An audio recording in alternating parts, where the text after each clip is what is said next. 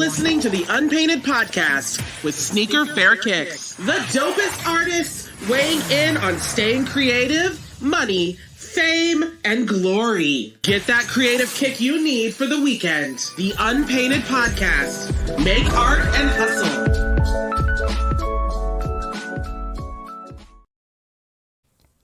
Yo, welcome back. This is episode 4 of the Unpainted Podcast. I am your host, Sneaker Fair Kicks, also known as Anthony.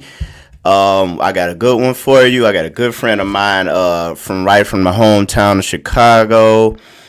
Great person. I've been following him for a while, and I'm just enjoying his creative journey. So I'm hoping that you'll do the same. Without further ado, let me introduce my guest, Jah Customs. What's up, baby? What's up, bro? What's up? What's happening? Happy to have you on. You on. You know, like I said, I've been knowing you for a little while, and I've just been enjoying your journey. I'm just happy to have you on, man. So if you could, just please introduce yourself to the A&H fam. All right. So my name's Jah Customs, but my real name's Elyjah Rivera. I'm 24 years old, and I do sneaker art, but hopefully looking to expand that and not just be a sneaker artist like me and Anthony always talk about.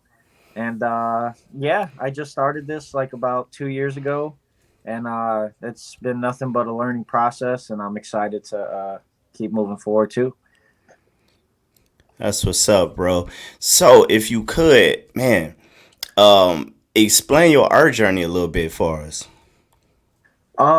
So that might be like a little bit of a long, segment, but I'll try and take your time. Pieces. So originally, I grew up like in the city with like my family and stuff. We lived around the Humboldt Park area, and I went to a school called Talcott, and they had a Boys and Girls Club at the bottom of the place, and so that's where I spent most of my time and like fun when I was in school or after school.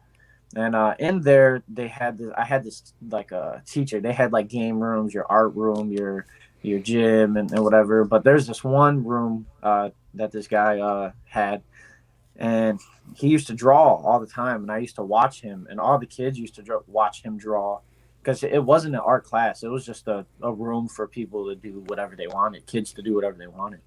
But we were always in awe of his comic book drawings. He would draw Spider-Man, Wolverine, like just everything Marvel. And then eventually he had a class where he would just have all of us draw, whether we liked to or knew how to. We just that is where my original interest started. So I always kind of start there because that's where it kind of clicked for me. I like this stuff. But that died because I was in sports as a young kid, so I didn't really care about art per se. And so fast forward, getting a little older, I would draw here and there, but never anything crazy. Never thought I had any skill. I just did it for fun if I was really, really bored. And then high school, I started drawing some things. Like I got into graffiti, but I completely sucked at making graffiti like letters because they're so crazy and abstract in my mind. Yeah. My brain is very like straightforward, so if I can't see it, it's hard for me. But I definitely get that, bro. Yeah.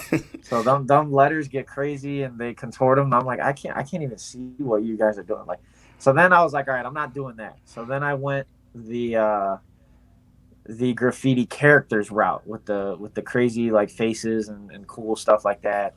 And I found an artist on YouTube who did like tutorials, but it was just like his own characters. He would make them and then you could just draw with them.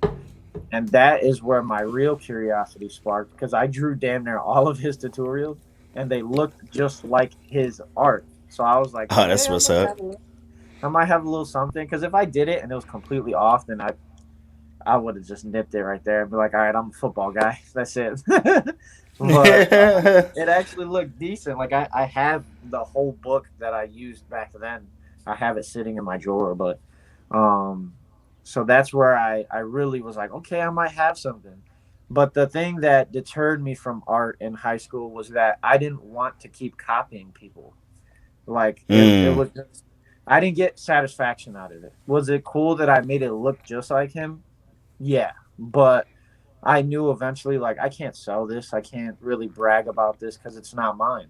And I didn't feel like I had a creative mind to create my own cool characters. So I just, again, didn't really pursue it. I just kind of gave up on it.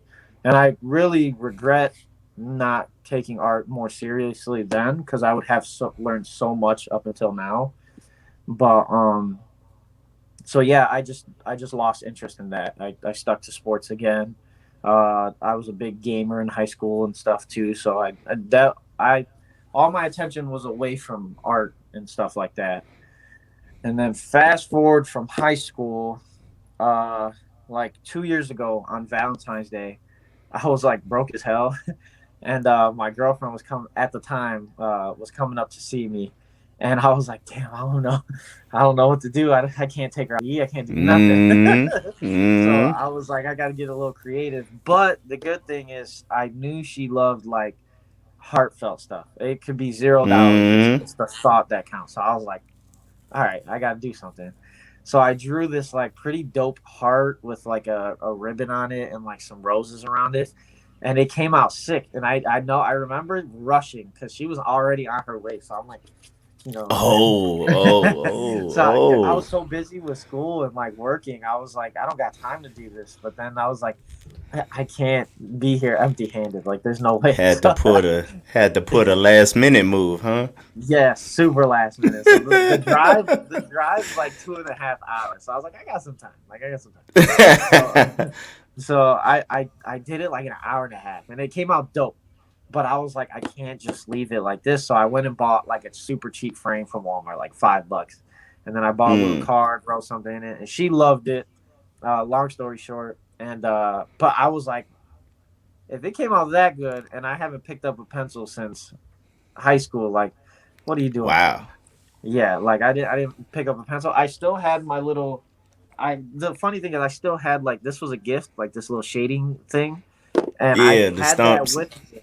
Yeah, and I had that with me at school. So I was like, bro, like you got the art tools and everything. Like, what are you doing? So so then I think because I looked up a video on how to do that, I got recommended a Marco video for customizing shoes. If everyone knows who Marco Okay. is, so I saw that, and his style of video is usually like fun, intriguing, like just crazy edits and stuff.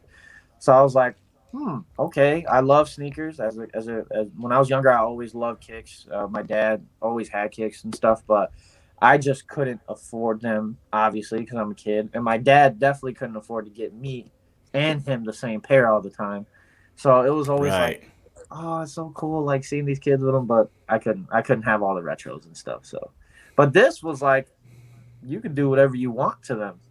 It's up to you. You can put whatever colorway, whatever. You can get so crazy with this. And I saw his videos, and I was like, all right, cool. Then I just binge watched all of his videos. I ran up on Serato's videos. I fucking watched every single Serato video. I watched all of Dylan's videos, who is how I learned how to, paint and everything. So after getting Okay. all, Okay. I soaked up all that information over the course of like a little over a month. And then, Damn. yeah, I didn't touch nothing. I didn't touch any shoes, nothing. I just soaked up as Wow. much because I was really scared to like, when I do stuff, like I'm too scared. I jump to it. Like I want to know everything about it. And Yeah, I once get I it. do, I want to do it right. I don't want to jump Yep. into it, Yep. screw up really bad, and then go back. Like, because I might not go back if I screw up that bad. But Good point.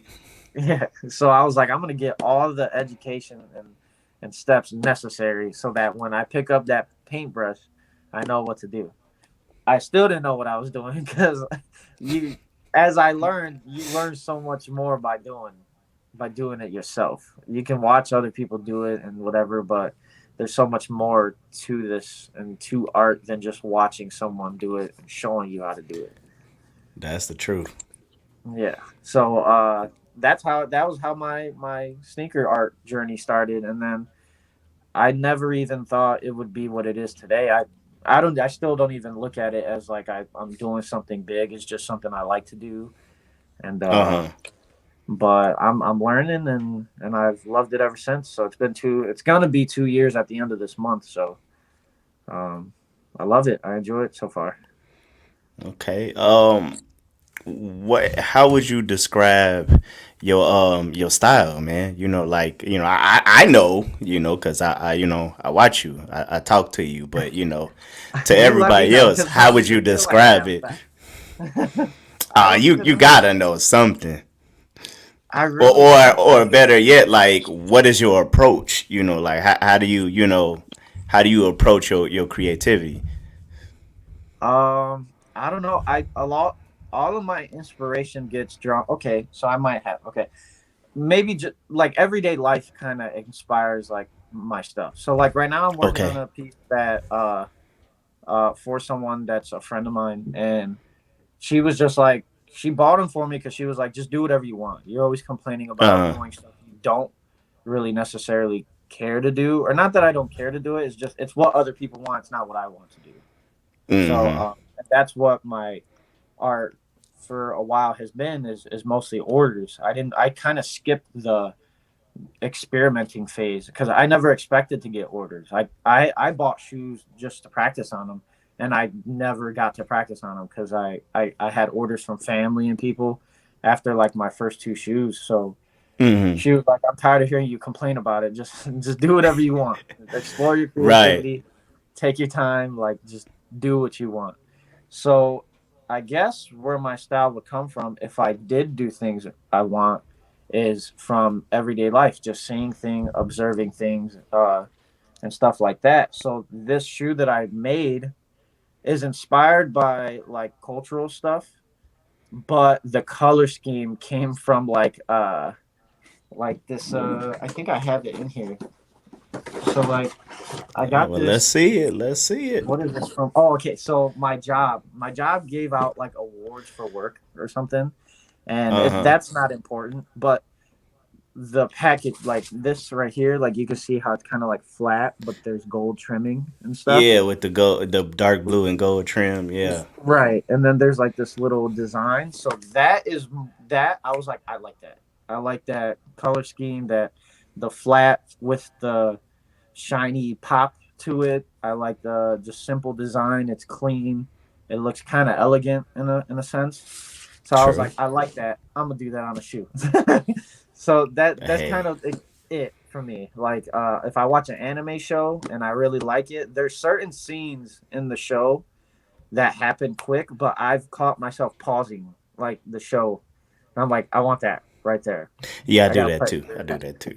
Yeah, so I'm like, and sometimes you can't find a reference. You just got, you're gonna, I'm realizing that I'm gonna have to just pause the show and just draw it because there's not gonna be a reference for that specific scene that I like. But um, that's where I could say I get it from. I don't want to show it now because it's gonna be the shoe that I'm doing is, I want it to just be a surprise, but and I'm excited about it. But you know a little bit about it already, so that's Yeah, what's my Marvel experience.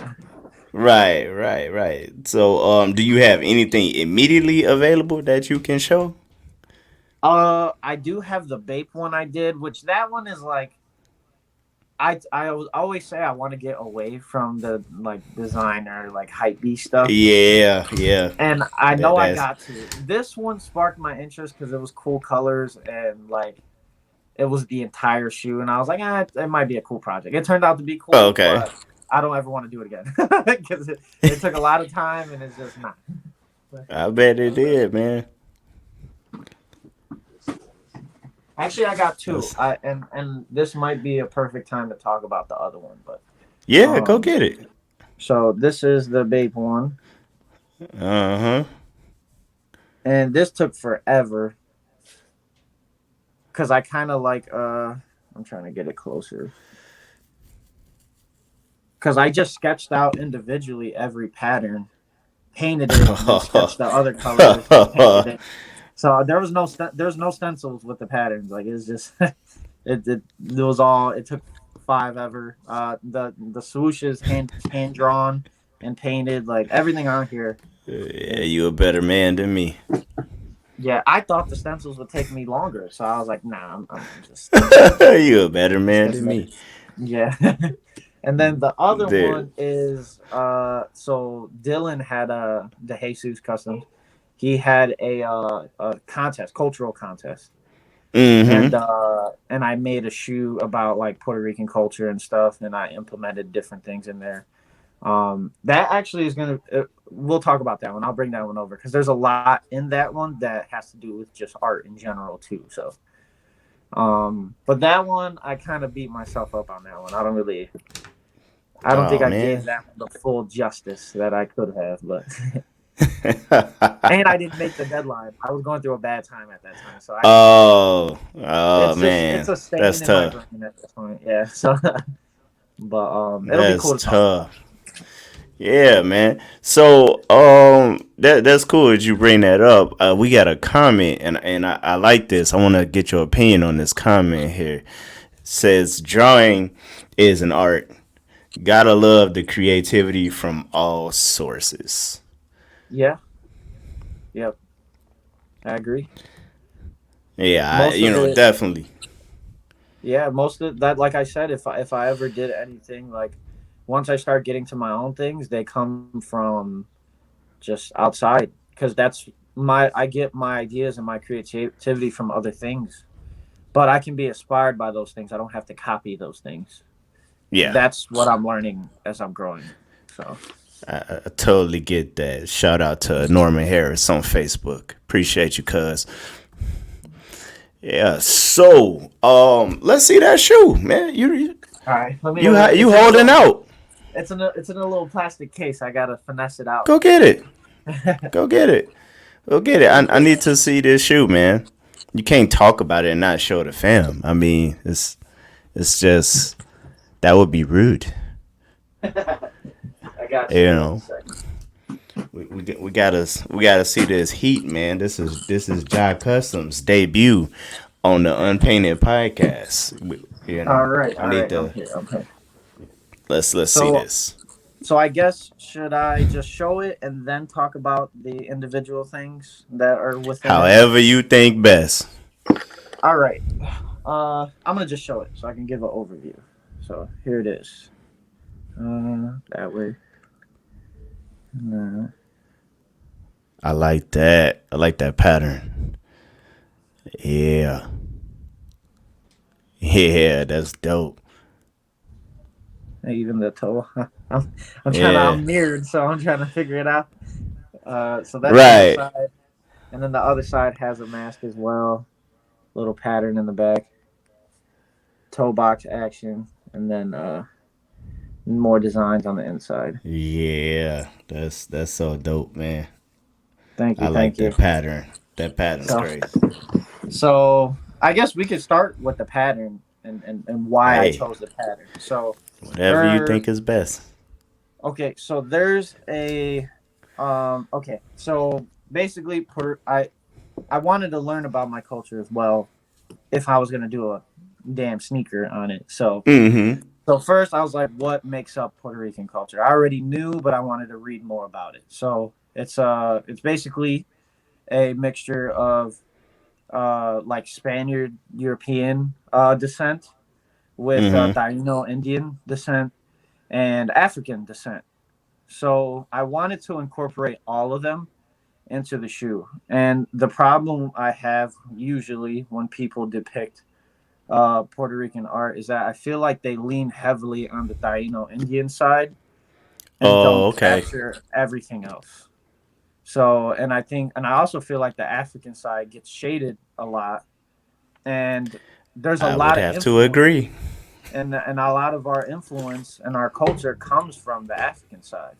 So this was like, I was like, I know there's going to be people in this contest that may do that, and it might be centered around the obvious things. But I kind of wanted this to bring out the important things. So that's why I took that route. And then the designs is actually, so I was researching like African art that had to do with Puerto Rican culture. and I ran up Oh, on that's dope. yeah. So and it was hard to Very find. specific. It's hard to find, and you can't be specific because there was so many different tribes of African that created Puerto Rican culture that you can't Right. single it out to one tribe.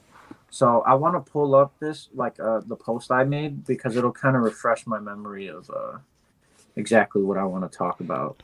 Okay. For sure. I want to hear it all. The Unpainted Yeah. Podcast is about telling artist stories, real life stories from a real life perspective. So whatever it takes to get the real Right. 100% story. Right. And I want to give that because I've been actually wanting to talk about this because there's a few things that have happened recently that I didn't even know in the past when I first did it, and I was like, Okay. holy crap, like this was perfect. I just didn't even know Yeah. how perfect it was at the time. Yeah. So What a privilege. What a privilege for the podcast. Put some fire emojis in the chat for Jah Customs educating us on Puerto Rican culture. You hearing it here first, folks. Here we go. Yeah. So, well, I'll just hop right into it. So, the first or the most intriguing art that I was like, okay, I can do that. Looks good. Love the concept of it and everything. It was a Nigerian artist who I didn't realize is this popular, but his name Okay. is Laulu Sembanjo or something like that. I don't know. I might have butchered it, but he's done stuff like Don't work too hard. It ain't like I yeah, could say it.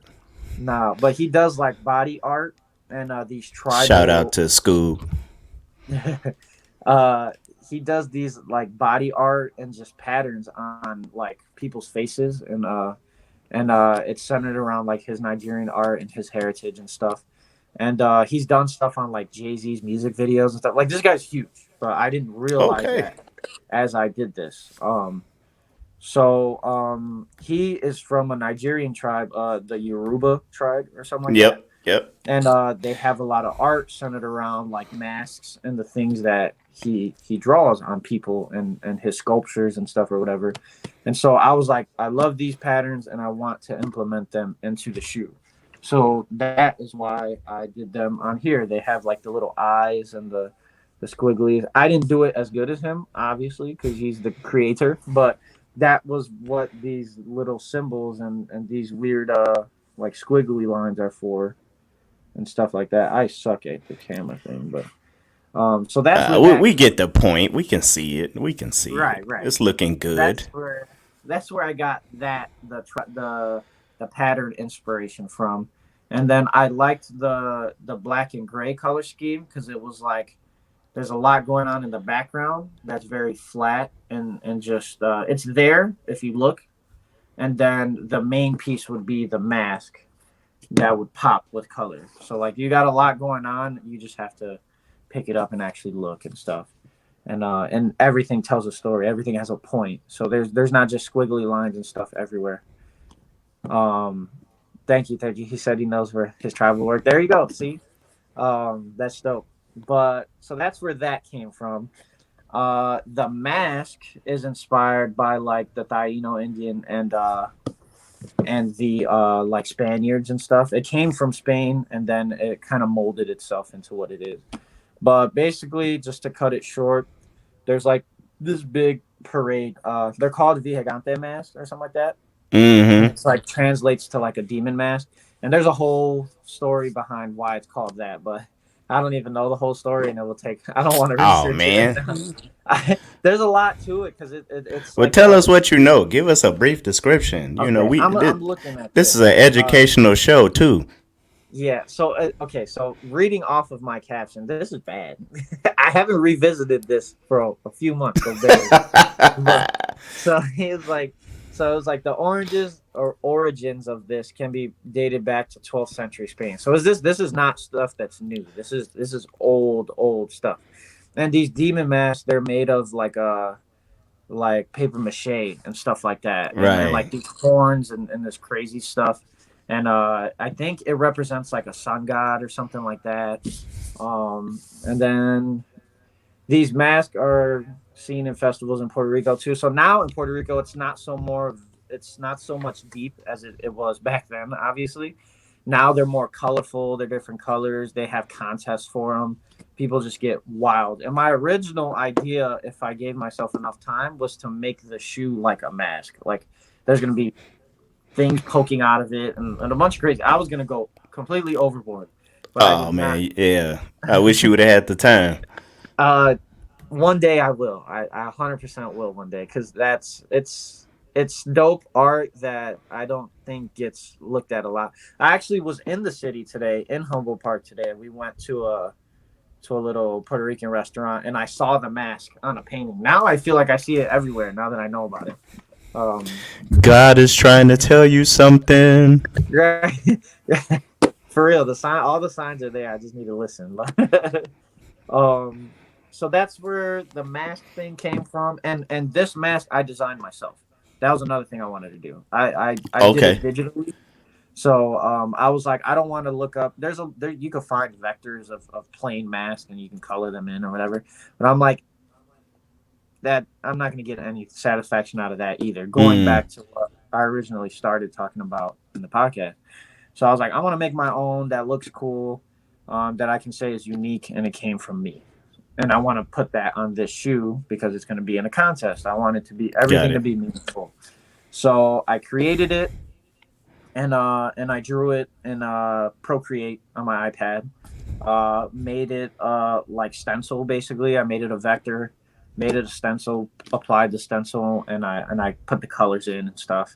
And this is what it turned out to be. And I'm pretty happy with it because it made it obvious that it's Puerto Rican. I put the flag in there, but I also was able to make it look cool and weird and with the spikes all over it and stuff. So still capturing that like raw, feel that all the other masks have. Right. Are you plan on hanging it off your dashboard? Huh? No. You plan on hanging it off your dashboard?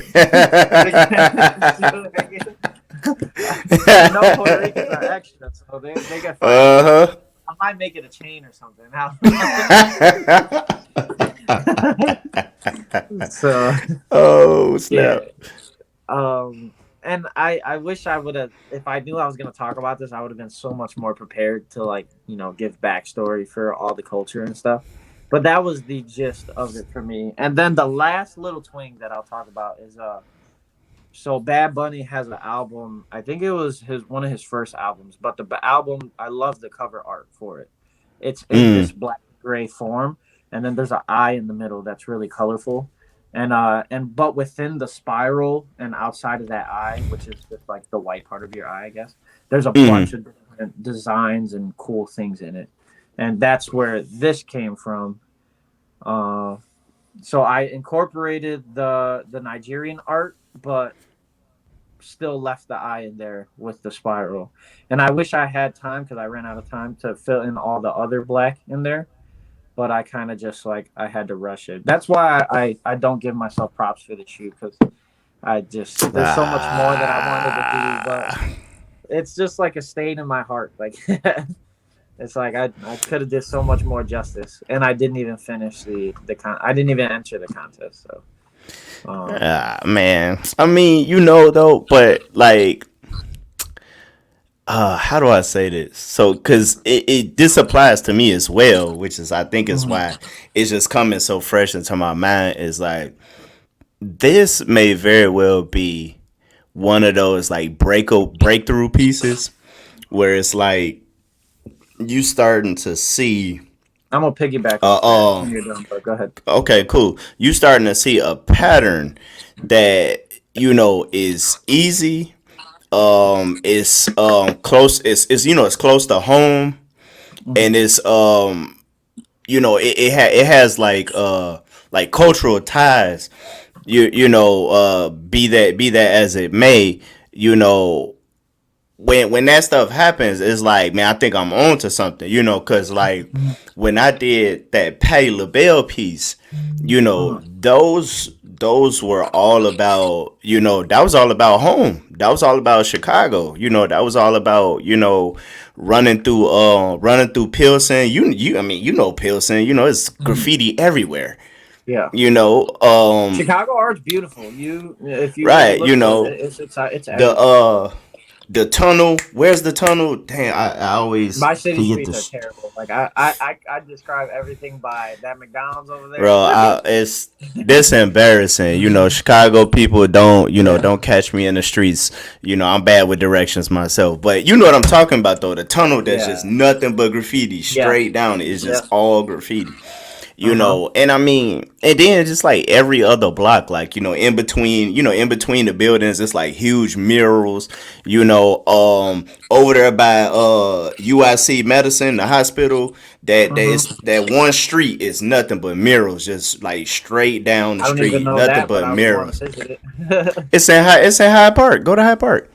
Okay. So when you go to Hyde Park, go right in front of the hospital. Stand in front of the hospital, do a 180 turn, and everything right in front of you is like murals, graffiti, all kind of stuff. I mean, Hyde Park is full of graffiti itself, or more on the mural side. But I mean, it's just Chicago in general is, like I always tell people, Chicago in general is an arts city. I mean, we got 3 million people in this city, so you can only imagine how many artists it is. We got all these buildings. Go ahead, my bad. It's all good. Keep that thought. We got all these buildings. There's just like empty space. Out here it's not uncommon for somebody to have like a parking lot and the commission of artists just to like bomb the parking lot out with artwork. Like it's this is like. It's a part of our culture, I mean, with all the heavy influence, because I mean, like they always talk about like New York being like a melting pot. Like Chicago is like the same thing, like it's like a mini New York. Like we got all them same people, all here, and so you got all these different creative influences. That just combine, and like every part of the city is just like bombed out in art. Like all you got to do is just, I would, I'm willing to bet. Oh yeah, the trains, like that's what I'm saying. Like I'm willing to bet if you pay attention, you cannot go 50 feet without seeing a piece of artwork in Chicago. Like a statue, some graffiti, a mural, a poster, like you might even see a car drive by. right, like it's like in our blood, just artwork in general.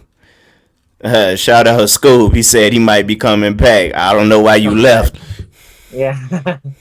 That's on you, homie. Nah.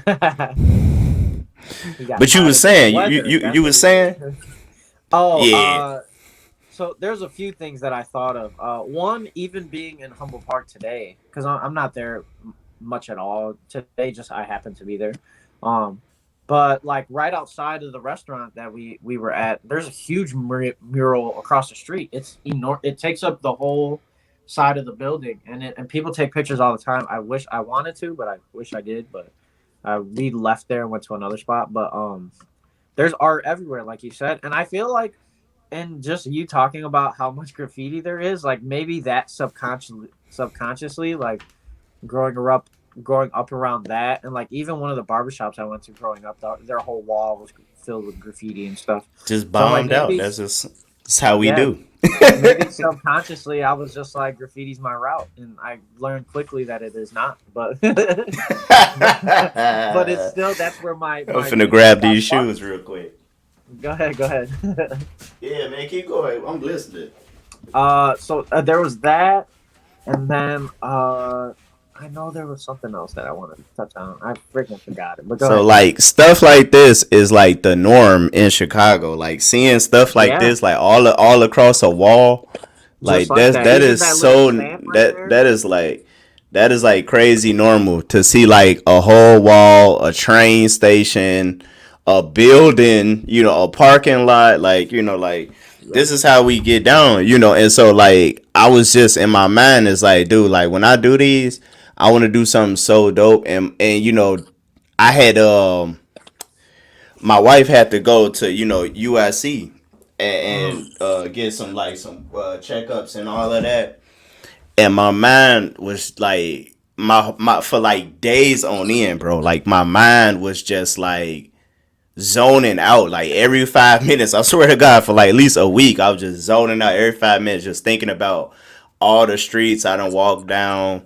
You know, just being in different neighborhoods, driving past, like I was literally just like damn near revisiting, my life, but only the parts where I was like, just in a daze looking at artwork, and it just hit, and it's like, dude, you know what you gotta do, you know, keep that same spirit, and like a couple days later, we went back up to the hospital, and it was just like, God is trying to tell you something, bro. You know what you got to do. Go back, like act like you're not home. Go back home, and like you need to tell your life story through your work.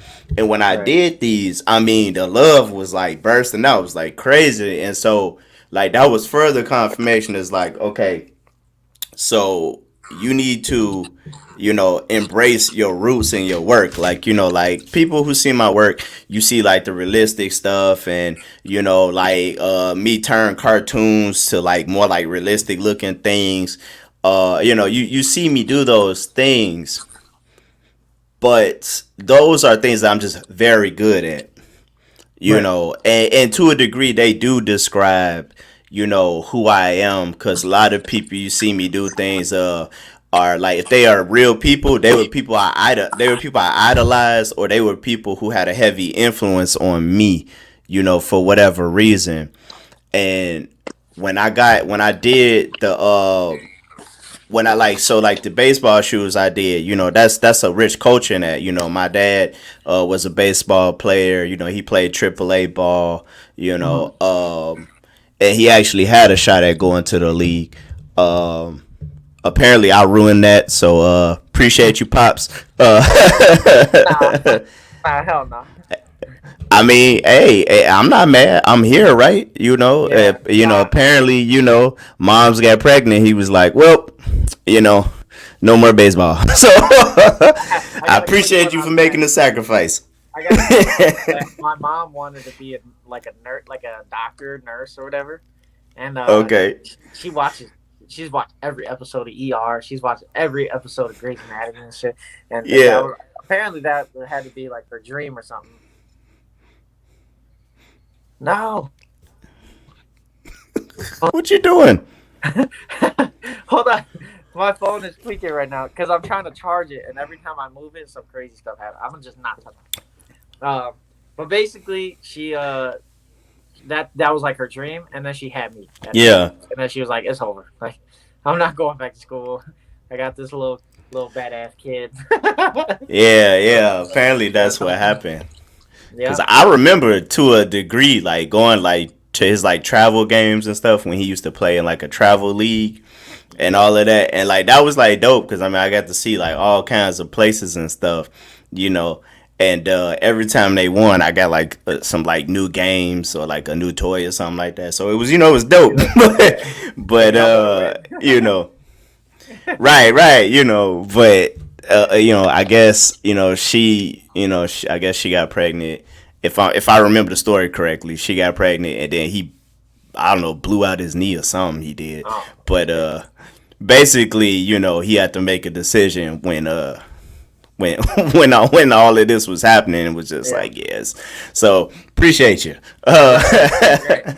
Thank you for letting me live my dream. Right. But yeah, like, cause oddly enough, that's where they used to play a lot of ball, in Humboldt Park, and like now that we talking about that, so. Do you recall, or have you ever seen like the guys that run around and sell the shaved ice? Yeah. The Puerto Ricans, oh my god. That lemon ice, or the coconut ice. The coconut. Oh my god, bro. I didn't appreciate it enough as a kid, because I was a picky ass little kid. So I didn't want to eat nothing. But one day my dad made me try it, but it was a little older, and it was right before we moved out of the city. So I didn't experience it to the full capacity. But them coconut ones are different. Oh my god, bro! Like I used to bat them like all day long. They'd be like, "How many of those have you had?" And it's like I don't know. Like I don't know. You're asking the wrong question. Just And I don't even like coconut. I really don't like coconut stuff, but Right. that coconut ice, bro. Oh Same my with me. I'm god, not a like big coconut anything, like coconut water, like nah. bro, That like ice- yeah. Humboldt Park, bro, it has like a real like special place in my heart. I remember they was playing a game. They was playing a game one time, and I got lost because I was looking for the coconut ice dude, and I got lost. Cause that baseball part is huge. Like I got lost. It is. That's where And I mean, play baseball is in them diamonds right there. So that's what's up. Yeah, so I got lost, right? And I'm like, damn, like I got lost trying to find the dude, and because I was trying to walk around, I was trying to listen for the bell on his bike. The dude that I used to always get it from had a little bell on his bike, and I was trying to listen for it, and I couldn't find him. I'm like, he just must not be here, And so like I turned around, I'm like, all right, we'll just go this way, and and I just could not find like it's all these teams playing baseball at the same time, and I'm just like. I cannot find. And I just got so lost. I'm freaking out, and I'm like, okay, you know what your parents tell you, find an adult. So I gotta go find an adult. And so I went and I found this black dude, and I'm like, hey, excuse me, I'm lost. Do you know? I forgot the name of the team he played on. I'm like, do you know what his team was playing? And he turned around and he just started speaking Spanish, and I was like, oh, shit, like, all right, Bro, but the funny part was like immediately, bro, like I wasn't worried. I was confused because it's the first time I had seen a black Puerto Rican or like I wouldn't say black, but one that was like dark skin. Like he was like very, very dark. Like, like you wouldn't have known that he was Puerto Rican, bro. Big Papi, dark. Because if you don't Bro, know, you don't know he's Dominican. But he's Dominican as hell. Dude, like, I mean, he looked just like a black dude. He had an afro and everything, but like a black dude afro, not the curly afro. Yeah, like, I thought he was a black dude, and he used to start speaking Spanish to me, and I was just like, at that point, I know, like, no Spanish. And I'm just like, and I just freaked out, like, oh my God, like, I'm lost. Yeah, and I just was like, he probably looked at me like this rude ass kid. Like, he was probably so. How come you don't speak Spanish? He probably looked at me and was like, "How come you don't speak Spanish?" It's like, dude, I'm not. I know what I look like, but I'm not. I'm not Puerto Rican. Like, and it's crazy. Puerto Ricans can look like every complexion under the sun. They could be white. Anything. My mom is super light skinned. But my dad is a little more tan, like, and you can get to that where you damn near is like, I don't know if he's Puerto Rican or he's black. He might, I don't know. It could be, until he talks, I won't know. Man, that dude, and it just threw me off, and I had to like. So when I finally found my way back, it took me forever, and I had to ask, and my dad was like, "Oh yeah, they everywhere around here, like just look around," and like, he like opened my eyes when I started to see it. I'm like, damn, you for real? Like that dude look black, that lady look black, and he was like, all them people Puerto Rican. The thing is too, like my dad tells me because him and my mom grew up in Humboldt Park, like their whole life. Mm-hmm. So my dad had a friend who was black, but he knew perfect Spanish. So he was like, there's nothing Hispanic about him, but dude he grew up here, so he knows. Right? Yeah.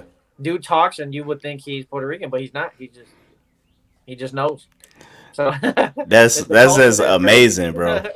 Yeah, it's crazy. That is just amazing. So, does the culture influence your artwork like any more than just that one piece? Because I know, like for me, being in Chicago. It literally influences like every piece I make. It may not be easy to tell, but it definitely does. Like every bit of Chicago, every culture, influences my work because while I'm working, I mean, I'm literally like having flashbacks like on when I'm working on a piece, like my brain is just like, that's where I'm at. So like that stuff does influence me, especially like in like color choice. Yeah. Yeah, for me, I can't say that it does now, but the only reason I can't answer that question like truthfully is because I haven't made my own original pieces. Once I start making stuff Mm, originally, and I start to think a little more about that influence and the things that are going to influence those pieces, I'll incorporate that art. But I haven't been given, or not that I haven't been given, I haven't given myself that time to really explore that because everything is what people want. If they want a color scheme, it's a color scheme. If they want, I'm trying to get into anime characters right now because I just got exposed to that like a little over a year ago, and I'm like, I love the scenes, I love the colors, I want to get into that. Um, this cultural shoe is just different. It's about another culture, so it's not even my own, so I can't really use my influence to that, um but I kind of carry the thought process, I guess, the same way. I pulled different mm-hmm. things from that culture to create this shoe. So, and this shoe will have meaning in every panel as well. So, I guess in that aspect, sure, but not directly. Like you won't see a cultural influence in my art because it's everywhere, it's everything. So, but once I get to those more personal pieces, I'll start to keep that in mind and try to draw influence. But I also got to do my more research on it. I got to gather Right. more intelligence on Puerto Rican art, African art, Indian art. So it's a lot. That's what's up, man. Oh man, speaking of Puerto Ricans, one of my favorite has joined the chat. Billy, what's happening, brother? Long time no see. He must have heard us talking. Yeah, yeah. That Puerto Rican bell rings. It's just it's just in there. It's up there. Well, who's Oh, talking? what's up? That's my guy, man. I went through basic training AIT with that guy. Okay, okay. He's a good solid dude. Yeah, Yeah, that's pretty dope. I have. So, what you got? What you got? What you got? No. So you earlier you said something that sparked something in me. You said that this shoe would might be a shift for me, like a Yeah. transition thing. That was the point of this, and and you sparked something in me when you said that, because ball boy, you know ball boy, um Absolutely. I Shout he out doesn't to Ball Boy. tell me, so he doesn't see my Zacky stuff. Boy. But I had a conversation with him. I don't remember how, but we were having a conversation in DMs, and he was like, I was basically just telling him I'm excited about this contest because I think it'll be that difference. Like from then on, Mm-hmm. I hope that if someone looks at my page before that shoe, they'll see a bunch of stuff and it's just like it's cool. But after that shoe, I went up a level. Like I transitioned to something better, and that's also why it kind of feels like a stain because I almost feel like maybe I didn't. But that could be just me being hard on myself. I don't know. Yeah, I would say But so. I think you've been a little too hard. We yeah, talked about that on the last episode, so you definitely should go back and watch that. I'm gonna You know, watch all of them. I need that we was time. talking about that. You know, about being too hard on yourself. But this next level, bro, I heard you say it. You know, you talking about sparking. You spark some interest. Yeah. Talk to me about this. Reaching the next level. What is the next level? Even if what is the next level for Jah Customs? For me, it's just say one is saying no to the stuff that doesn't Mm, interest me. I'll never progress if I keep taking on the things that I don't want to do or the things that won't be challenging. I'm just taking them on because they're easy. But my next three projects that are coming out are all challenges. Two of them are anime, and one of them is the cultural one. And I'm learning like new techniques with it, so it's taking me forever. But I think that mm. will be my transition to leveling up is trying things that I've never done or challenging myself to learn these techniques so that I can apply them to future projects. Because I'm still learning. Like I feel like I'm a rookie because I just started the shoe thing, but I never painted prior to shoes. So I'm learning how to paint. I'm learning paint techniques. You keep telling me about color theory. I need to learn color theory. So like, It's and a must. It's a yeah, must. there's a million things that I have so much to learn about that if I can just keep adding tools to the bag, that's really it for me is adding more tools to the bag. I feel like I have the talent to do it, and I have the drive to do it. But Billy, what's up, Billy? what's up? What's up? That's my homie. Shout out to Mr. Sacco. There we go. That's an inside joke. Billy know what that means. Yeah. But yeah, I think that's what's next is just making sure I challenge myself in these pieces. There will be, those easy ones that I just gotta get them out the door to get by, make some off of it. But I really want to promote. I want to show the world that I can do more than just the basic stuff. That I want to be here, but I want to be here to stay. And I really want to hear that. do this. I'm not here just to, make money off people. Like I think I'm past that point where it's more, if I want to make an imprint, I gotta learn new things, and I gotta make stuff that touches people too. So I think these next few projects will give me the opportunity to do that. So man, okay, so man, I mean, you just gonna make this podcast easy for me. yeah. Talk about that, making an imprint. What does that mean to you? What does that mean, and how do you feel that Jah Customs is going to make an imprint? Talk about that. I don't see, like, I want to make an imprint. I don't know how, but I feel like to an extent I have not to art though yet. I want to get there to I make an impact on the community and people can like decipher my work and sit and stuff like that. But more so, like, for me, it's more like my drive comes like from like family stuff. Like I don't have family that's even just starting a business.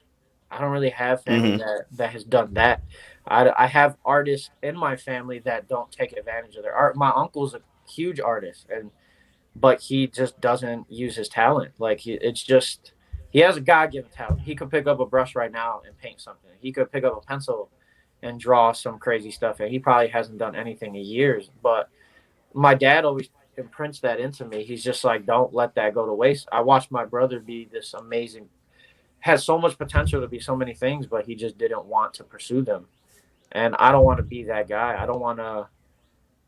I want to tap into my my talent and my art. And if art is my talent, then I want to use it to my disposal and reach that level that I'm supposed to reach, that I'm meant to reach, I guess is what I want to do. And I'm trying to inspire like my family too at the same time, because I have a little sister that's watching me do all this stuff, and I might inspire her art interest or something. My parents, they work normal jobs. Like my mom works in an office, like freight forwarding stuff. My dad works in a factory. But I want to show them that all the shit that they sacrifice, that this is what it's creating. It's creating me. I see them struggle with this stuff. So I want to use this to the best of my ability. That's the imprint I want to leave for my family. I want to raise the bar that we could be so much more than just people who came from nothing. Like, at least my parents, they gave me a great life, but they came from nothing. Right. So I want to just keep leveling up that bar. When my kids grow up, I want them to surpass me and so on. That's where my biggest inspiration is. I want to create something much bigger than me. And it's deeper than art. The art is just the fun part. And that's a self thing, but the impact I guess my impact wants to be on my family. It's not really about art to me. So I can respect that. I definitely can respect that, because I mean, I kind of feel that. No, I mean, that's kind of like lying if I say that. But for me, one of the big things is also making that impact, because I am currently the only living visual artist in my family, and the last one, hasn't been alive for like, I don't know, 30 something years, so I'm it, and yeah. In some ways you could say that I was groomed to do this, immediately once I started showing signs, money that should have been invested in, like, a house, a car, more food, clothes, or whatever was put towards me being able to do this. Like I like to say that, I was a privileged kid from the hood, because people was paying for art lessons when they should have been buying other stuff, just to keep me from being out of trouble and, just things like that. But I also being my dad and my mother's first child, and like one of the first children since for like a long time. I had like a golden boy thing going on, for a long time. It kind of still do, yeah. So like for me, it's that same, that trend that turned into me taking on the responsibility of setting an example, of like blazing a torch, to be to make a mark, and then like now I'm like locked into that, because like things happen, like, I get published in an article, and honestly, tell you the truth, for better or for worse, once my elementary school shoe program was put on CBS Chicago, I was locked in. It was nothing. There's nothing more I can do but go up and up and up and up, because literally so a majority of my family is like older, like elderly people, like a big majority of them, and and I come from a big family, so like literally everybody. I didn't know that my family watched CBS. No, I know. because like even people that I hadn't told, like, hey, tomorrow morning news, I don't know when, I'm gonna be on CBS News. And there were people like, my phone was insane. I mean, I was already up in the morning so I could catch, the first broadcast. But like I couldn't even like screen record it, because like my phone was just like cause the screen recorders show all of that too. So it's like congratulations, oh my god, like my uncle like freaked all the people out in the gym that he goes to, cause he's screaming, yo, that's my nephew, oh my god, blah, blah, like I graduated or something. But in a sense I did. Because like my family's never seen me on TV before. Like I send them like articles, I show them pictures of like awards and stuff, but they have never seen me on TV. And all of Chicago saw me on TV. So like it's big personally. right. So at this point it's like basically the torch got heavier. I was carrying like a little, a nice little torch, but yeah, but now it's like, now you got all of this. I'm glad you said that, because like I'm the first in my family to do a lot of things. Like I'm the first to go to college, that's for sure. Some people in my family, yeah, me too, didn't even graduate high school. I graduated college. Okay. I played a sport in college, like not all 4 years, but no one else in my family played a sport in college. I'm starting a business and stuff. I got my degrees, so like I kind of feel like you feel like I got that pressure, but I created this pressure for myself because like I said earlier, I want to set this bar high. Yeah, it's a good pressure. Because it's not about, the bar is not about me to be like, I set the bar high. It's more like I'm setting it because I want everyone else to exceed this. I want to be the bottom. I want to be, at the very least, you be as successful as me. Hopefully I get to that point, but I want you to be me at the very least. My goal is for everyone after me to be way higher than me. But I want them to know that they can reach that, because no one else has, but that's what I'm shooting for. I'm shooting past anything that's my family has done. And that's why they made the sacrifices they made, so that I can do that. Right. Absolutely. Yeah. And man, that's a big one right there. Like the fact that they make those sacrifices, because for me it's that same thing. Like that weighs heavy on me. That like we could have probably had more food in the refrigerator. A better car. I don't know. A how. Maybe a nicer place to stay. I probably could have had nicer clothes. Things like that. Like they weigh on me. And especially as I got older, because like in my teen years, I found out that my grandmother was like writing grants and like doing like petitions and trying to find out where she could get money for me to go to like the art institute to take lessons in the summer and stuff like that. She took out like personal like loan money for me to take private lessons at this gallery. Like there was like lots of sacrifices made for me, and I was just a naive kid that's like dope, as long as I get to draw and paint and do my thing.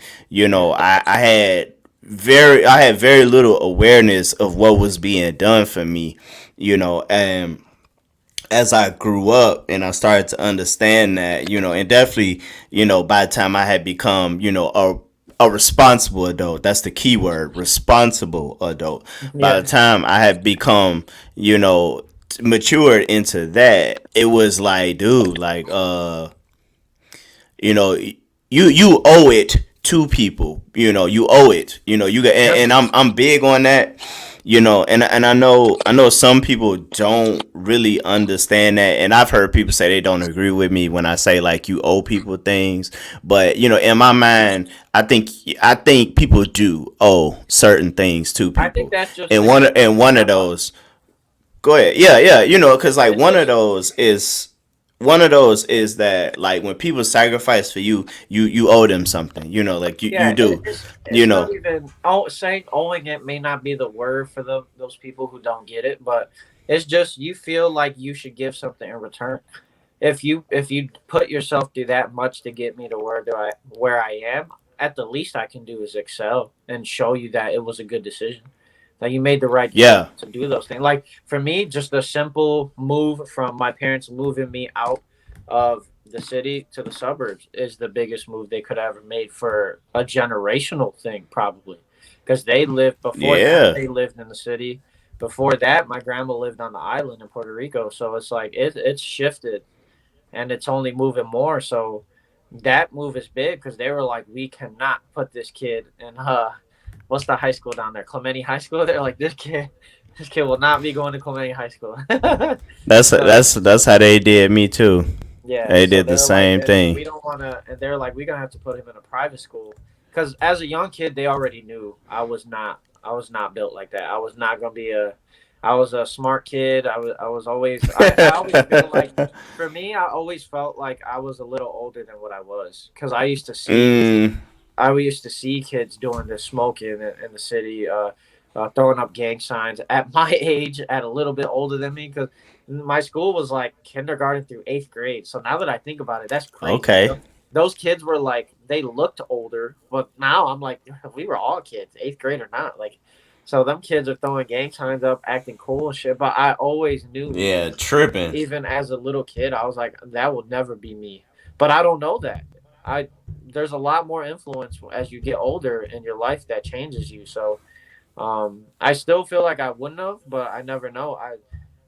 There's so much danger in Chicago too. I may never have reached anything that I reached now. So that simple move from the city to the suburbs shifted my whole outlook, whether I know it or not, or knew it or not at the time. My parents knew it because they knew I would be doing much better out here. So. Yeah.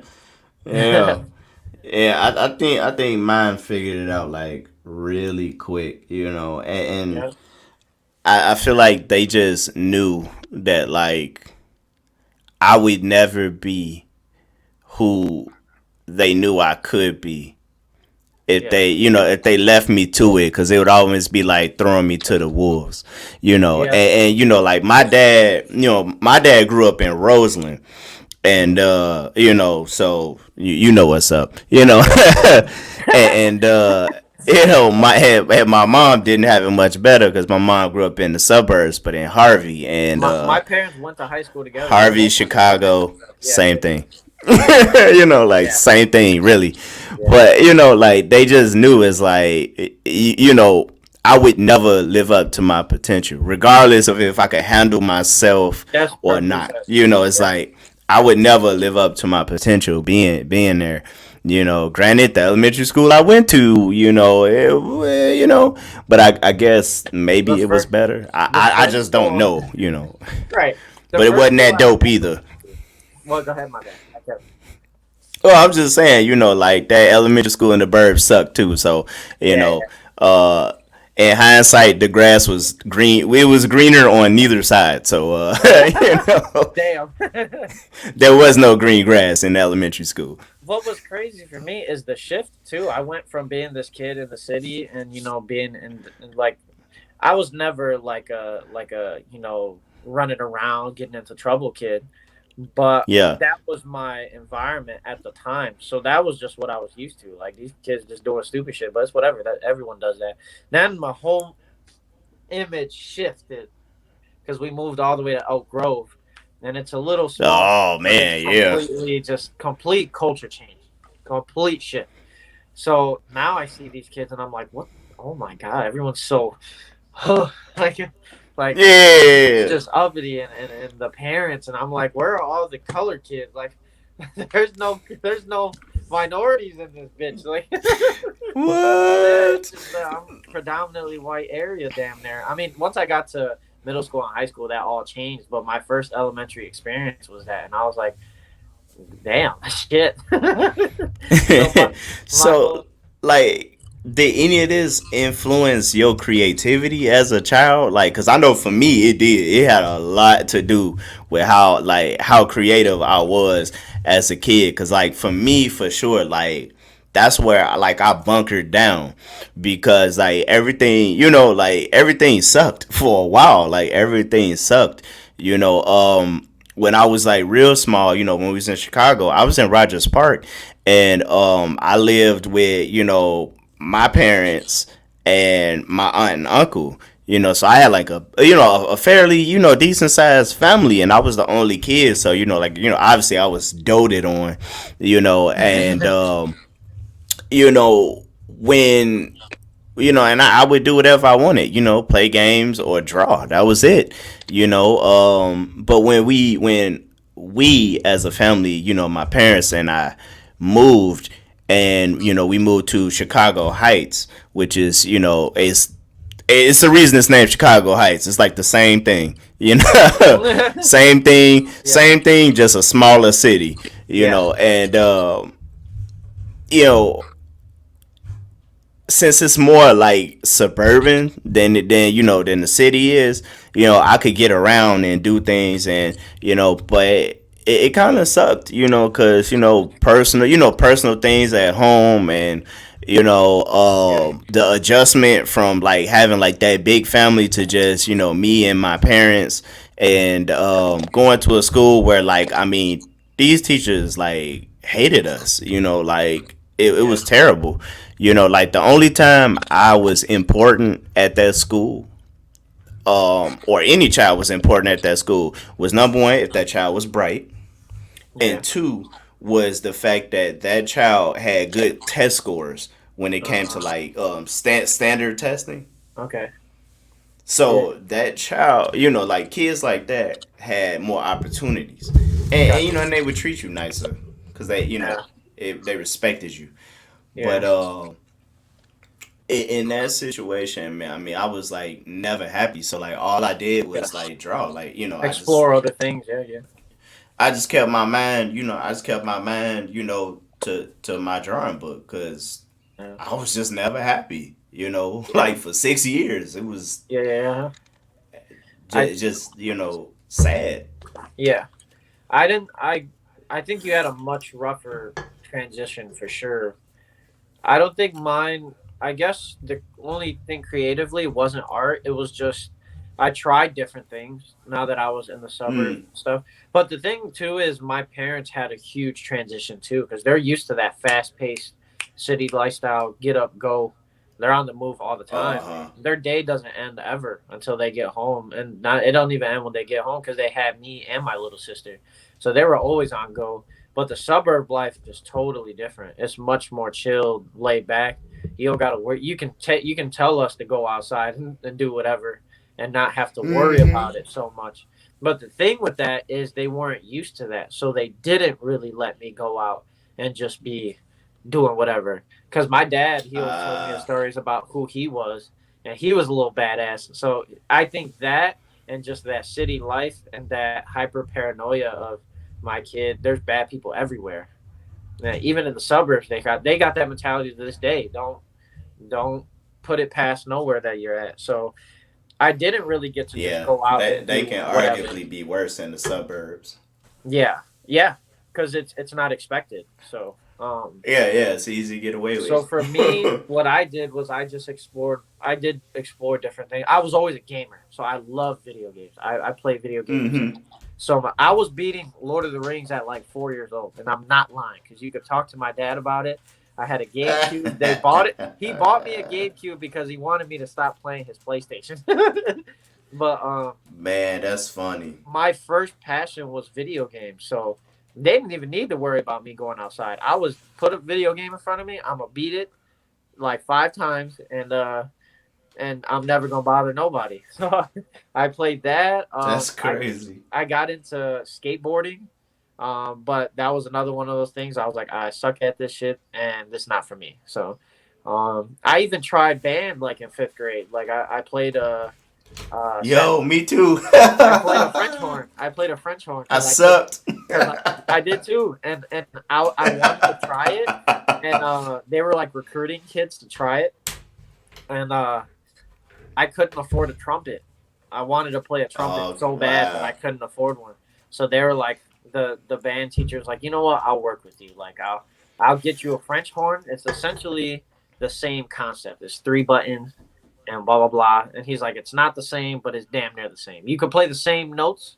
So there was these 2 other buddies that I had, and I played next to them, but they had trumpets. I had a French horn, and that's how I would practice. And I did it for a little while, but I was like, this is also something that I don't want to do, because the thing with me is that I don't like to do anything and suck at it. I can't do it. Yeah, me either. Nope. So skateboarding, I'm like, my parents, like, they don't really want me to go outside that much, and if I do go outside, it got to be right where they can see me. I can't go around the block. Yeah. And I'm like, and I'm not gonna learn shit skateboarding in place. So fuck that. I got sorry for the cursing, but I got rid of skateboarding. I was like, I'm not skateboarding. So then it was gaming. Gaming is like, I brought up the idea of recording myself playing video games as I got older. My dad was like, nah, take your ass outside or go play a sport or something. So the gaming thing, out of there. And I was good. I was pretty damn good, to say myself. But yeah, like all that shit, I didn't want to do it because I'm like, if I'm not good at it, I'm not gonna do it. So I had to find other things that I was good at. The music, I can't practice at home because it's so damn loud, and my dad's trying to take a nap. He's like, cut that shit. So I was like, I'm not gonna play an instrument. So then that's when they got to sports in middle school, or at first in Humboldt Park, he put me in baseball. And then of course. Yeah, and then I took like a 2-year because he always wanted to play baseball, and his brothers were good at baseball. So he's like, I want my son to play baseball. But I was hard. Right. I was like, I don't want to play baseball. But they put me in it anyway. And then in the suburbs, I played for 2 years, just regular house baseball. And I was like, Mom, Dad, baseball's not for me. I know you guys like watching me, but I don't. It's not in my heart. I want to play football. So they're like, no, you're going to get hurt. You get concussions. And I'm like, I'm made for this. Put me in some pads. I'm made for this. Like, put me in some pads. I was like, you can sign me up for baseball. I'm not playing another season. I'm like, I got 2 choices, basketball or football. And I want football. So they're like, all right, fine. 8th grade, put me in it. I was good. So then I was like, all right, cool. Now I know what I'm going to play in high school. That's what I'm doing. So then I became a sports kid. I was a jock, like, in high school. So again, no time for art. Like, everything was centered around sports, practice, school, and that's it. That was my life. Wow. That's crazy. So for me, it's so I gotta Go ahead. Go ahead, please. I was gonna say, for me, I almost don't have like a long art history. Like Jah Customs is my art history. Like everyone's It's seeing living history. It's living, like you're seeing it live. So whatever you go down to my page, that first one, that's my start. That's for me. That's my timeline. Everything before was just a catalyst to start that moment. Don't lose your page, then. No, I got all the pictures. That's all your history. History's erased. Yeah, you're right. You know what? I need to make a backup, or I make sure I got all the pictures. You gotta do something, man.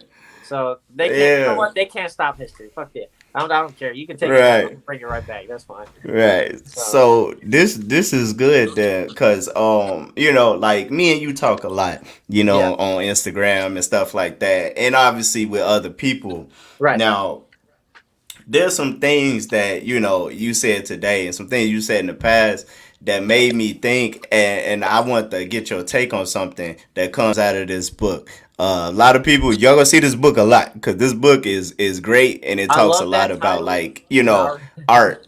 Nobody knows what they're doing. This book is by a man named Lee Crutchley. Get this book. It's $15.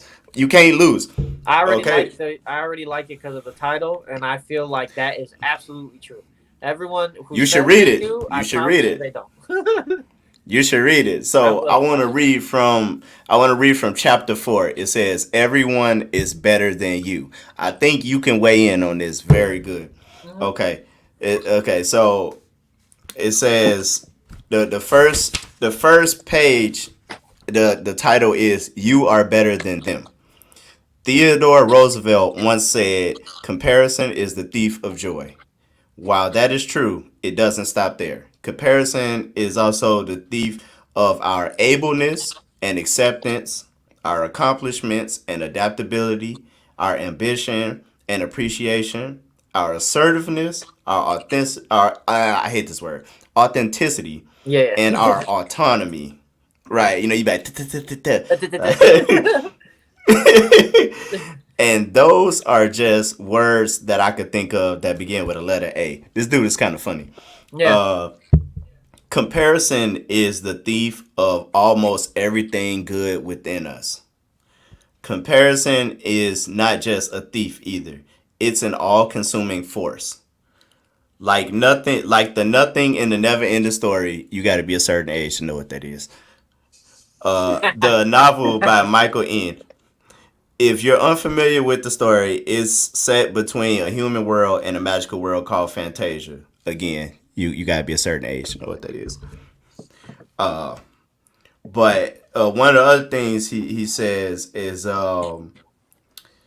comparison is invisible and powerful, and like the nothing, which is the bad guy in the movie. Comparison becomes more powerful as our hopes, dreams, and imagination fade away. Comparing ourselves to other people will never bring us anything good. It will only bring us nothing. Although comparison is even more powerful than the nothing, it provides its own fuel. The more we compare ourselves to other people, the more our hopes, dreams, and imaginations fade. This causes even more comparison, and the whole thing becomes a vicious cycle. Yep. I think that is true. Too funny. Yup. I think that's true. Man. And I think the problem with that today is the double-edged sword of social media. You're forced to see every other artist, and they might be better. They might have better skills, but the thing is, there's so much factors into that. Like they're not better just because they're better. They're better because they put time into it. They've been doing it so long. Like they started somewhere once. So, like for me, that quote hits because it's when I started. That a lot of everything I did was comparing to other people, and even when I was younger, just comparing myself. Even on the football field, I think I compare myself to this guy or that guy. And it's just like, I think that is 100% true. You rob yourself if you compare yourself. But it's so easy to compare yourself. That's why everyone, I think, falls into that trap. It's in your face. It's hard not to. You have to really not care about anything else other than what you're doing. Genuinely, because you could say it, but if you feel a different way, you feel a different way. Hey, I mean, I can't argue with that. That last statement is probably like the most like important thing of what you just said is like Yeah. you can say it all you want, Yeah. but if I don't care you about that dude, but right, but if if that's really in your heart that like that's bugging you, I mean, number one, we gonna see it. Like yeah. those of us who have been there, comparing ourselves to somebody or something like that, we gonna see it. We And we you gonna have the see it. eye for it too, so you're looking for those things too. So, but I Yeah, yeah, definitely gonna see it because I mean, I know for me, I had that really bad when I was young. I remember, and a bit of it was like a jealousy thing. I mean, I was like mad because for like years, so like maybe first through third grade, I mean, I was that dude. Like they knew. When stuff would come up, in the school, the teachers would be like, again, like I said, if you were somehow gifted or smart like that, you got special privileges. They would have me draw things for the school, or people would like have me like draw on their trapper keepers and stuff like that. If the school had if the school had like a class project, guess who did all the graphics? yeah, Like I get it because that like that I was felt my that way. role. Right. Go ahead. Yeah. Like that was my role. And so fourth grade came, and in the middle of the school year, these two twins came to the school, and Oh they was cool. Like they was cool. People liked them.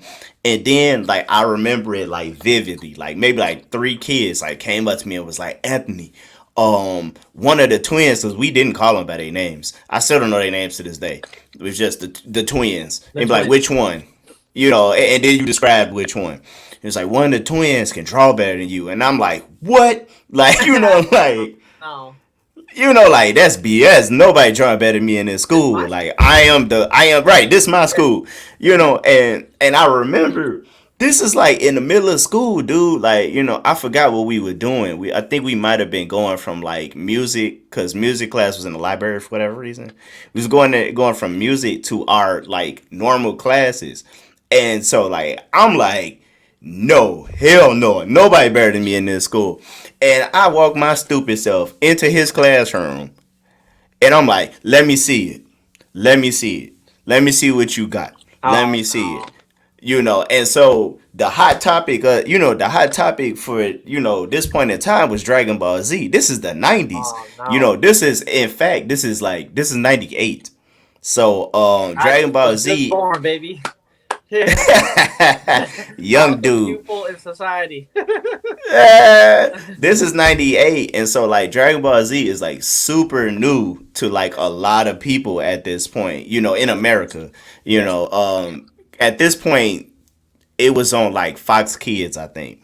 uh it wasn't even on like Cartoon Network yet. And like I'm like, let's see, come, let's see what you got, let me see. And he happened to have something on the table. He put out his little folder, put out his drawings, and I'm like, man, whatever, bro. Y'all said this dude better than me. Like, whatever. Like, like they was instigating. That's what it was. And He so I'm wasn't. like, bro, get. I mean, he was good. He definitely was good. But in my, my big headedness, I'm like, yeah, right, bro. Get out of here. He's Yeah, not good yeah. This enough dude to ain't take nowhere better over than me. me. Yeah, he's gonna have to Never better than work for me. that title. But he knew he had me. He knew he had me. I mean, at least I felt, like as older man recalling this story, of a Yeah. young boy, like I think he knew he had me, because he kind of was like, like, wait a minute, like Yu-Gi-Oh or something. He put out his trump card. He was like, oh, wait a minute, you ain't see everything yet. And he parted the pictures, and under it was this picture of Vegeta that he drew. And for me, that was the straw that broke the camel's back, Oh, you because created the demon. for whatever reason, that was the hardest character for me to draw as a kid. I don't know what it was. And he drew him like he had the armor. He had him like, floating, raging out. And I'm just like, That's so hard. I'm gonna whoop your ass, bro. Like I'm telling you, I'm in school now. This is the school day is still going. Like I walked out the classroom. I'm like, no, hell no. Do you know how many pictures I drew? Do you know how many pictures I drew of Vegeta? Because I'm like, I refuse. Like this is my school. Until I'm better. This my school. Yeah. Like and for the whole year, like this was just going on. It's like, yeah. Now what? Boom. Like we slamming like pictures on the table. That's like they dominoes. Fourth grade stress going on. Bro, I just couldn't take it because I'm like, I gotta be number one. Yeah. Like I'm number one. Like nobody in this school compared to me. Nobody. Yeah. Kids. Like, man, no, but I was used to that though. Yeah, I can relate to an extent. Like mine, and this is not like it's not that deep, but I had a moment my senior year of high school, because I played football varsity my junior and senior year, and senior year I wanted a fat head so bad, like to see my head in the stands on the little stick. I was like, I'm gonna be on the fat head. I'm like, I'm easily top 4. I'm like, come on now. I'm like, half these kids didn't even start junior year. Like I started, and like maybe like 2 other dudes started or whatever. I'm like, so I better get that. I'm a freak. Yeah. Fat head. Like I'm gonna get a fat head, and everyone should know that. I ain't getting no fat head. Our quarterback got one. Actually, it was supposed to be 2 offensive guys and 2 defensive guys, and I'm like, I know there's not another dude. Personally, in my big head, I was like, there's not another defensive guy better than me, so it's whatever. I'm like, I'm gonna get one of the 2 spots. That's easy. Yeah. It's 3 offensive guys and 1 defensive guy. It was my quarterback. You know how that go, bro. It was my quarterback. The O-line get all the love. It was my quarterback, and I was so salty at him because I'm like, your ass is only good because of the second guy who got a fat head. It was the wide receiver, and I'm cool with both of them. Yeah, the O-line. I'm not shit, like they know. They know that I feel this way. And then the third one was an O-lineman, but he deserved it because he was raw. He was probably like one of the best kids on the team. Yeah, O-lineman is a big deal. And then there was 1 defensive player. I'm like, okay, that's got to be me. It wasn't me. It was our safety. Who is another friend of mine still to this day. They're all friends of mine to this day. But that shit irked me all season. I was like, I can't believe you guys are so blind to this. You know I'm good at this shit, but I had to live with that. I gotta let that one go, but it's gonna take some time. Yeah, them comparisons can get at you. You know, fortunately, I'm very grateful that most of the comparisons I had in my head were mostly healthy. You know, they were healthy enough to like fuel me into, like doing something about myself. Cause like, I told you that incident. But like I'm a firm believer that if I don't have a rival, if I don't set forth a rival, like to the point where like I have to declare somebody a rival, like because it's the Mike guy and Kakashi shit.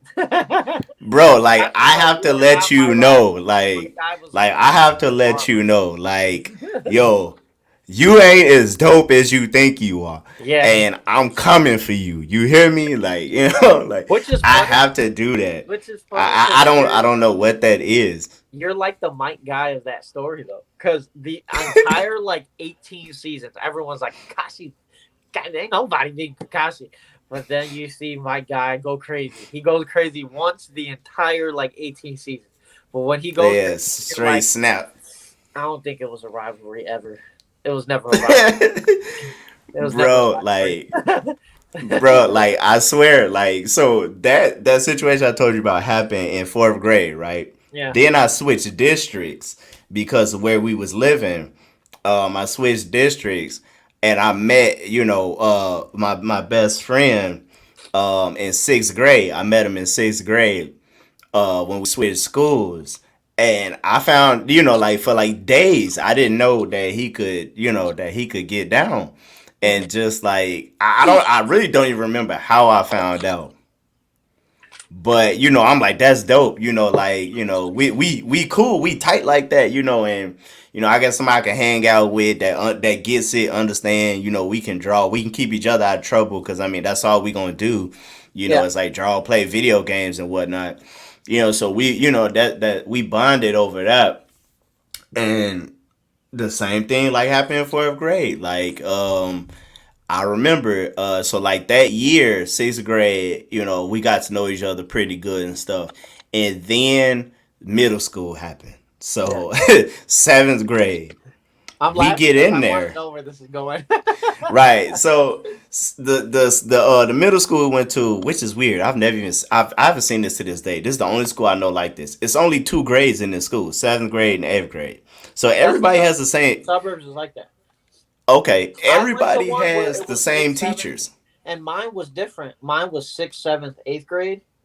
But all the other middle schools were 7th, 8th grade. So I was like, this the only school I ever seen this in. The building across the street was 5th and 6th, and the building, and then the other one was 7th and 8th. And it's like, why is it not just one building? That doesn't make sense. Yeah. But thing I get the 5 and 6, that don't make sense. So when I went to, when we got there, we all have the same teachers. So basically most of us are in class at the same time. All of us that was in that school, we didn't have the same teachers because in the 5th and 6th grade building, you stayed in the same class pretty much the whole day. You probably switched classes for one class. I think I switched my classroom switched for science. And then the kids that was in that classroom went to my classroom for math. And that was the only switch we did, which again was weird. Right. But in middle school, everybody has the same teachers. The 7th graders stay on their wing, the 8th graders stay on their wing, and you just knew your schedule, what to be in what, where to be in what classroom. That was it. But at that point, the whole school basically knows you, and or if they don't know you, that just sucks to be you. But get your game. So right, so there were maybe like 10 students, that were like known for like being creative, drawing, painting, and stuff like that. Yeah. And me and him happened to be on the who's who list, so it just like spiraled out within like the first couple weeks of school. It's like I remember looking him in the eye in the hallway. We had lockers like halfway down the hallway, and somebody was like, hey, so between you and y'all, between y'all two, which one is the best artist? Me, look, keep this in mind. All of our other artist friends are in this hallway who are great artists in their own right. And at that point in time, all of them could have been considered just as good, if not better, than us two. Right. But the school deemed it so. You were looking at the top 2. These 2 boys. You were looking at the top 2. I say it was me. Obviously, I say it was me. Yeah. But also I say it was me because I was the only one in 8th grade that was getting pulled out of class to draw logos and draw baseball stuff for the gym teacher. So it couldn't have been him. It had to have been me. Yeah. I was the best. So whether y'all like it or not, it is me. Right, so like in those animes, like when people lock eyes and you see like the lightning bolts in between them and stuff like that. Yeah. So like I remember who said it. It was my friend Earl, and Earl was an instigator. I mean, knew what he was doing. Earl is a legendary instigator. Shout out Earl E.J. Brown. You are a legendary instigator, bro. But you did something good this day, And he was like in the middle of the hallway, and he was like, so which one of y'all is the best one? And like again, all of our friends just had to like immediately like concede, like, damn, it's not us, because like this is in the middle. This is in the middle of the school. Yeah. And you know, during passing period, everybody 7th to 8th grade is in the hallways, and this fool then basically single us two out. So all the other kids had to be like, well, I guess we ain't that dope then at drawing, and and so like I'm just like, for a second, I did the friend thing, and I'm thinking about like, who is it? And my brain is like, you stupid, and so I look over and I look at him like, say it. I wish you would say you. I wish you would say it's me. Say it, like And he looking at me. He looking at me like, I ain't gonna say it. Like it's me. I'm not gonna say you, and I'm just looking like, hey. Okay. And the funny part was like, as it was second period, third period, because we had first and second period together in class, and we leaving to go in our lockers, and we lock eyes, and I'm just like, I'm not saying nothing. So like I just like move Earl out the way and went in my class, and then he went in his classroom. And for like literally, so 7th grade, 8th grade, freshman year, sophomore year, I went to a different school sophomore year. But so like this thing lasted for like years and years and years. Like just be, and that's how I figured out that's like, yo, like I have to have a rivalry with somebody because it brings out the best in me. Like, yeah. Like, it's crazy you're saying this because I was just talking about this stuff to like a coworker of mine. I'm like, I have to, like, if I'm just here, like in high school, I busted my ass because I had a goal. I was like, I want to play college ball. I want to be the best at this or that. And I created my own rival. That wide receiver with the fat head, I was like, it's you. I'm like, it is you. I'm like, because I play DB. I'm the corner. And they lined me up every time. So I'm like, it's you. Whether you think it's not you or it's not, I don't give a shit. It is you. You are the asshole that I have to beat every day. And he used to whoop my ass because he was good. But I used to get him sometimes too. He won't give me my props because I think he knows he got in my head too. So he does not give me props at all. When you get in their heads, that's it, bro. He got me. In high school, he got me 1,000%. But I was like, that's my rival. But I get it because I have to. You give me something to strive for. When I don't have anything to strive for, it's just like, for me, it's like, what's the point? And that's kind of a toxic mindset for me because it's just like, I have so much potential. Why can't, I could reach that potential without having a rival. Why do you have to chase somebody? But I don't know. It is what it is. I mean, certain things motivate some people. So I guess for me now, my comparison is none of my friends do art. So all of my friends are like, they took the college. I mean, I took the college route too, but they took they're all like finance guys, marketing guys, accountants, fucking engineers. They all of those cool things under the sun. The wide receiver dude, he's a nurse now. So it's like That's an interesting twist. Yeah, like it's just, but it's dope. He likes it. Like it worked out for him. Like all them dudes are doing those things. Those are all my best friends. And then there's me. I graduated with my business and my accounting degree or whatever, but I hate both of them. I know I don't want to be an accountant, and that's why I have this other role. Like they're all doing that, and I'm like, I can't. Like that's not me. So now I'm in this art role where I'm still playing the role of that. Because I work in a factory right now, and I had a internship there for like accounting and stuff. But I want to. This is like off topic, but I want to get out of there to use my degree. Because if I'm gonna work and not do this full time, I better use my degree for something. So, I want to get in the process of doing that. But there's a whole another segment that could go to where that causes a lot of my stress and takes a lot of time away from my talk work. about it. So Talk about it. I want to know. Yeah, you said something taken away from your art. That's a real thing. Yesterday, I talked to Amanda, and we was talking about the duties of a mother. Taken away from art. So hey, talk about it, bro. yeah. Okay. I'll piggyback on it in a second. But the gist of where I was going with that is they're doing that, and I'm taking the entrepreneurial like business art route, and it's cool. That what's cool about it though is that I compare myself to them because and I'm like, man, like I could be on that same path with them when I get this cool safe career and blah blah blah. But it's like they admire me in a sense because they're like, I could never do that, and my parents probably wouldn't allow that because their parents are accountants and Right. shit. So if they were like art, their parents gonna be like Oh, okay, art. The okay. fuck. So I'm like, I kind of have like, in a way, I like compare myself to them because I'm like, that's probably what I should be doing. But also, it's like I'm also paving my own way. Like I don't have anyone to look up to in terms of my friends for this. Like I'm the one. So they're the one. They're Right. looking at me like, look, you're doing something that I could never do. So, but the good thing is they support me, and it's cool to see how much they support me because I didn't do this with the intention of people, being like, yeah, good shit. And the only reason I came out with my shirts is because of them.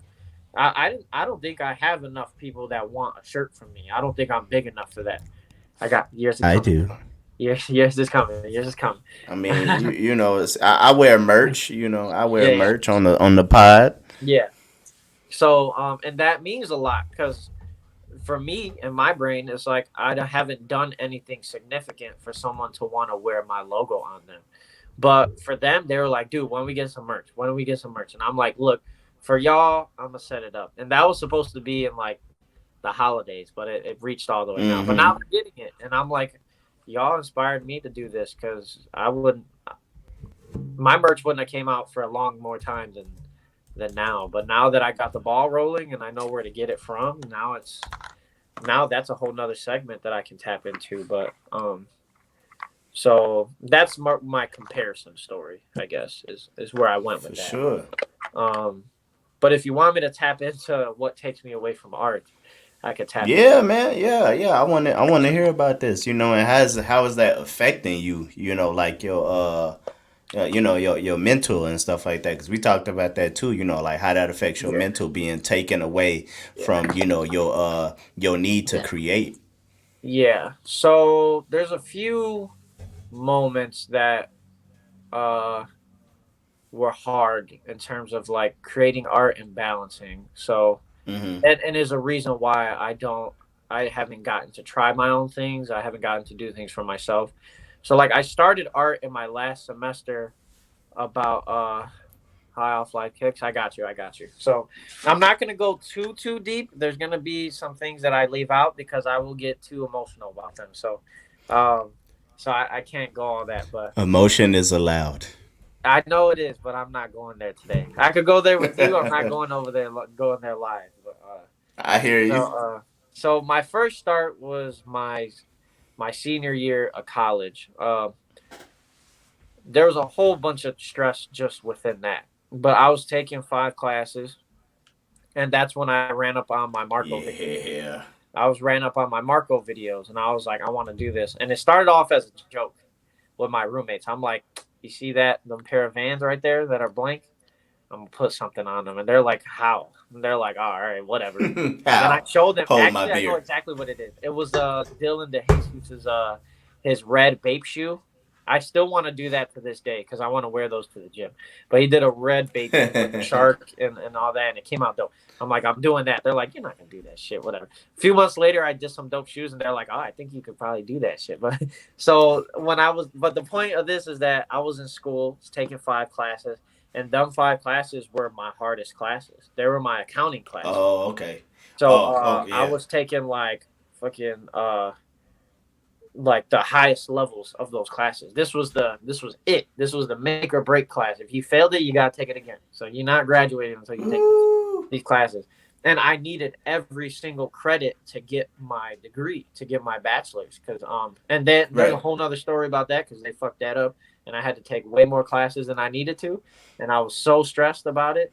But So fast forward, I'm starting this business thing. I'm doing art while taking 5 classes. That's 5 classes to study for, 5 times the homework, 5 times the test, all of that. Man. And I'm working part-time. I was working part-time at the factory with my dad, and I'm doing the art. And that, like, I was just like, and saying that out loud, I guess sounds a little more humbling. But for me at the time, it was just, I was like, I got to do it. Like, it doesn't really feel like, I know it's hard work and I'm beating the hell out of myself, but I didn't realize how much that really was at the time. And that affected me because I had the accounting for nonprofit class. That class was so hard, and I let that class beat me up for months, to the point where, and that class was hard because everything carried from day one to the future. And there's only 3 tests in that class. There's only 3 tests in that class and about 2 assignments. If you fucked up, the way to get back is very steep. And I failed 2 of them. 2 of them tests I damn near failed. And there was no, the class was on a curve. This is how bad the class was. The class was on a curve. An A in that class was like probably like a 80%. That's bad. And that's just the baseline A, and no one was really hitting that. People had like 75% in the class or whatever. That was the highest person. The nerd was getting 75%. So at my mind, that messed with me, because I'm like, I've always been smart in school. I've always done good, and you're telling me I'm getting D's, I'm getting F's.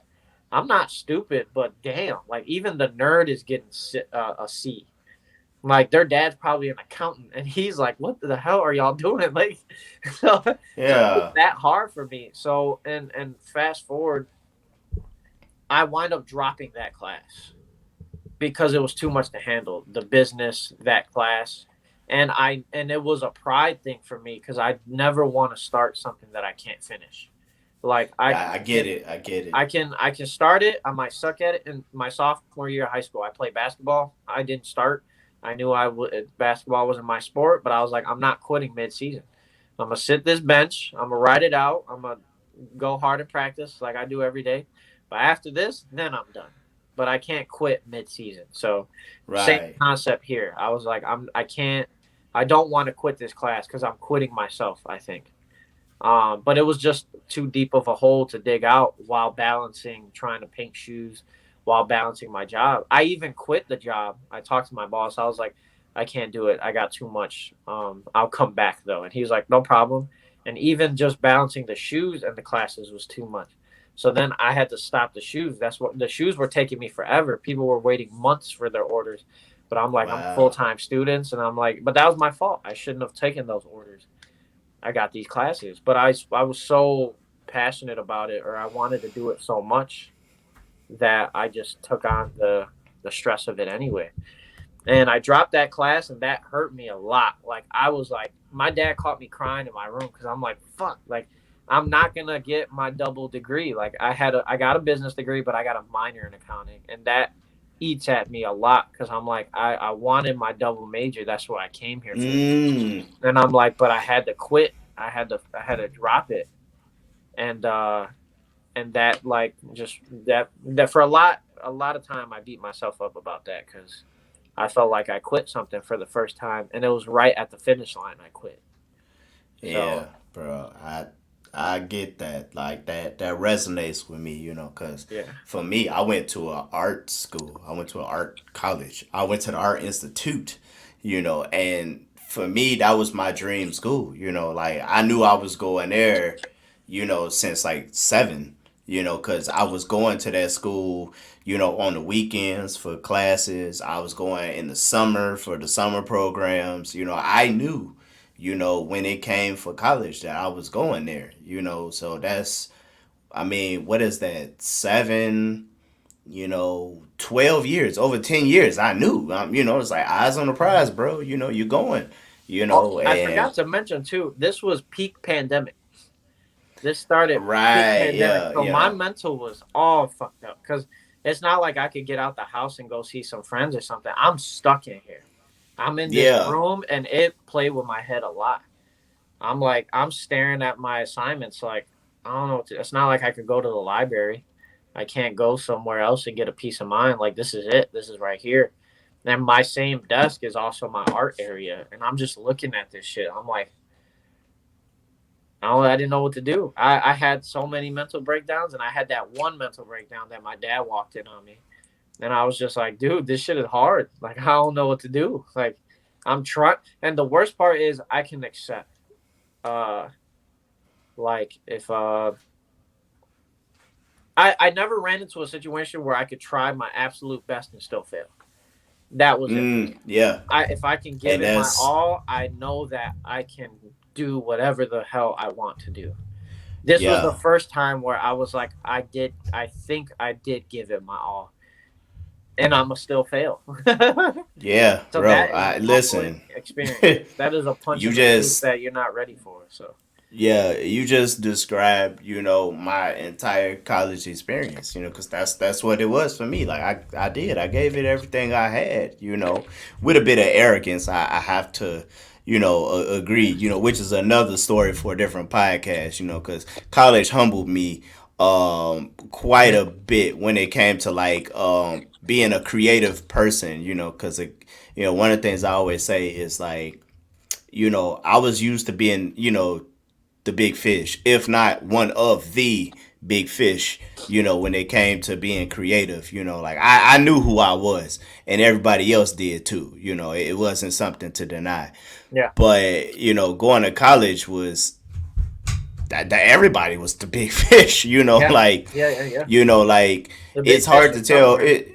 Yeah, it's hard to tell who like was a small fry because like, everybody has a different opinion on what's dope. And so it's like, but, I gave it everything I had, again, early on, I was like, I got this, bro. Art school. I've been, I've been an artist. I'm 18. I'm 18. I've been an artist, my entire life, like I've been drawing since I was 4 and I'm going to an art school. Easy. I got it. I've been taking private lessons. I had private training. This is nothing, but those classes were hard. I think the first grade I got was a C. And I looked at that teacher, because when I got the grade back, I went back in class and was like, what? Like, yo, what are you talking about? A C? What is this? And I had some other friends that got like A's and stuff like that. And I'm like, hold on. In my arrogance, I'm like reasonably more talented than the people you gave those A's and B's to. What's going on? And and she was like, okay, cool, and she closed the door and we had a private conversation and she basically was telling me, that like obviously the work was good, but that wasn't the point. And like she pointed out like all these different things to me about like like the way I was doing the work and how I had did it, and it didn't really go with like, it didn't exactly like hit the guidelines, 100%. What's up, Sneaky Reeky? It didn't really hit the guidelines 100%. And when she said that, I was like, okay, I gotta agree. Because to a degree, I went a bit rogue. And in the project, I went a bit rogue because I got creative. But, in school, especially at art school, that's not what they're looking for. They want to see if you can do exactly what they ask you to do. They don't want to see how creative you are. If I say draw the line straight, don't draw it straight and then draw another straight line. I said 1, don't draw 2. Like that. That's how it was. Yeah. And like stuff like and that humbled me as I'm like, damn, okay, so this is not, like I'm treating this like a flex, and they not here for my bullshit, plain and simple. Yeah. They're not here for my bullshit, and so I got on the straight and narrow and started doing it the right way. And it was easy, the work was easy because I'm like, okay, I do understand. I know what they're talking about. I'm taking these classes a million times, my tutors, have forced me to do this stuff, like over and over and over. It's drilled into me. I got it. And then I got to the point where I was, because I was going to double major too. I was doing the same thing. I was double majoring in graphic design and illustration. I was going to double major. And so when I got to the point where I was getting ready to take portfolio classes, I had to make a phone call because my the loan I took out for housing was used up. And so, the people pulled me in the office and they was like, hey, you need to talk to your people and see what you can do. Cause, your housing loan is used up. And, I didn't quite understand what that meant. It's like, well, how is it used up? Like, how did y'all use up thousands of dollars, in like a couple months? Like, like I took out a loan, I've taken out almost 30 grand in like loans. What are you talking about? You Right. used it up. Right. And so it's like, well, you gotta figure out what you're gonna do. We'll give you a couple of days, but you gotta figure this out soon. And I mean, I begged and I cried and I pleaded because, like I said, I'm the first in my direct family. Yeah. My parents didn't go to college. Yeah. I was gonna be the first. I was gonna be the first. And it meant a lot to me because, like I said, like I got kicked in the ass and treated like crap as a kid by my educators, by my teachers, who was like, "There's no money in that stuff. Like it's no, like this is a dream, a fantasy." And part of it for me was that it's like I gotta prove these people wrong. They doubted me so bad. They treated me bad in school. And doubted me and, didn't respect that I was, that this is who I was, from elementary, and so Uh-huh. go ahead. I was just gonna say it's kind of like that. Like for me, in that same sense, I was just thinking. I'm like everyone's rooting for you, and then if I was like if I fail, it's just gonna be like like just another one of them dudes who has so much potential and it just Yeah. so Yeah, man, I felt exactly like that, and and like for days, like like I stopped going to class because I would be in the financial office, like call somebody, call somebody, call your boss, call whoever, do this. Hey, do you know anybody? Blah blah blah, and I stopped going to class because I would be in there for so long. Like I had to drop every class I was taking because I was like, I'll take them on the back end because these people trying to take, it wasn't even about graduating. It was like they're trying to take my dream from me because I can't find nowhere to stay. yeah.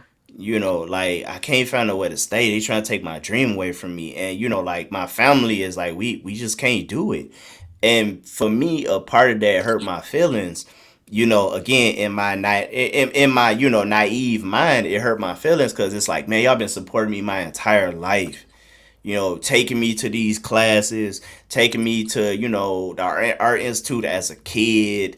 Doing all these things for me to say like we support you as an artist, and I need you now. I need you now. If I don't do this, none of that other stuff matters. That's where I was in my head. I was so desperate. It's like nothing I've ever done matters if I cannot graduate from this school. None of it matters. Like what was all of that drawing as a kid? What are all those private lessons? It's not gonna matter, because all of that, in my mind, it's like all of that led to this. I've been training my entire life for this, and now I'm here. I'm entering portfolio, which is the point, it's the last couple classes you take before they say, this person is ready for graduation. So I would have had my first, I would have had so the way I split it up strategically was to get the minors first, and then I would continue into the second half in the next 2 years, and then I would basically have two bachelors at that point. So I would basically start out and have two minors, and then I would wind up with two bachelors at the end because I took the advanced level classes. Yeah. So I'm there, and I'm just like even if it's like, bro, you got to come back on your own and get your bachelor's. You can land these associate degrees, and I would have been okay, but it's just like I'm sitting there like you were saying. It's like, man, I tried my best. I gave everything I got, and it's about to amount to nothing. Yeah. And that's in the short story. That's exactly what happened. It just amounted to nothing. You know, as an adult, that's not true because I learned so much. You know, which is why, you know, if anybody ever hears this that has not gone to college, give it a try. You know, try to find a way that you can do it with less, less loans, but give it a try because Easily. if it does not work out, there are things that you are going to learn about yourself, about the world, and I good learned a and lot bad. about a college that was not anything educated related. Right? Yeah, same thing. You know, like my But I agree with you. networking. You don't have to spend as much money as I did to learn those things. Right? Yeah. You know, my networking skills, I got those from college. Yeah. You know, I was surrounded by artists, hundreds of them. I Yeah. learned my networking skills in college. You know how to negotiate, like deals and contracts and stuff. College, Yeah. but none of it in class. None of Yep. it in class. You know, the Yep. classwork was the easiest part. The real Easily. schooling was on the streets of Atlanta. That's where the real schooling was. Yep. You know, and managing friendships and different kinds of things. It matured me, but I couldn't see that because all I could think of was that I was on this wave and it's just crashing. I mean, it didn't even let me down easy. I just fell on my face, Yeah. and all I could remember was making a phone call and saying the school has nothing left for me. Yeah. It's nothing the school can do for me. The school has nothing left. Yeah. And my family just saying, well, how long do you have? And they said they told me they'd give me like a week, and said we'll be down there in the next 3 days to come and get you. And that part right there, I mean, like that's just where like everything, like I just That was was it. numb. Like, Yeah. Yeah. well, when they said that to me, it's like we'll be down there in 3 days. I get that numb feeling and that like it's it, cause it doesn't the same situation didn't happen, but that feeling of like fuck, that is kind of where I'm at. No, it's not where I'm at now. That day that I met you in person, I was at Mm-hmm. probably my lowest in a very long time. And whether you guys saw that or not is I don't know, but I was at a bad place at that time. Where I am now is kind of like standing up from that. So I'm in the process Good, of getting back from that, and I'm a good, little not as hard as myself, but I went through some things at that time that really messed me up, and I'm in the process of recovering from said things, and which ties into what I'm saying is what takes me away from my art sometimes. But I want to let you finish like where you were going first. yeah, sure, But I yeah. just wanted to I say I mean, get the numb. yeah, it was numb. I mean, I was numb for years, to be honest, because it Yeah. like, which is why sometimes, as a side note, like sometimes I'm not big on people saying that they're depressed.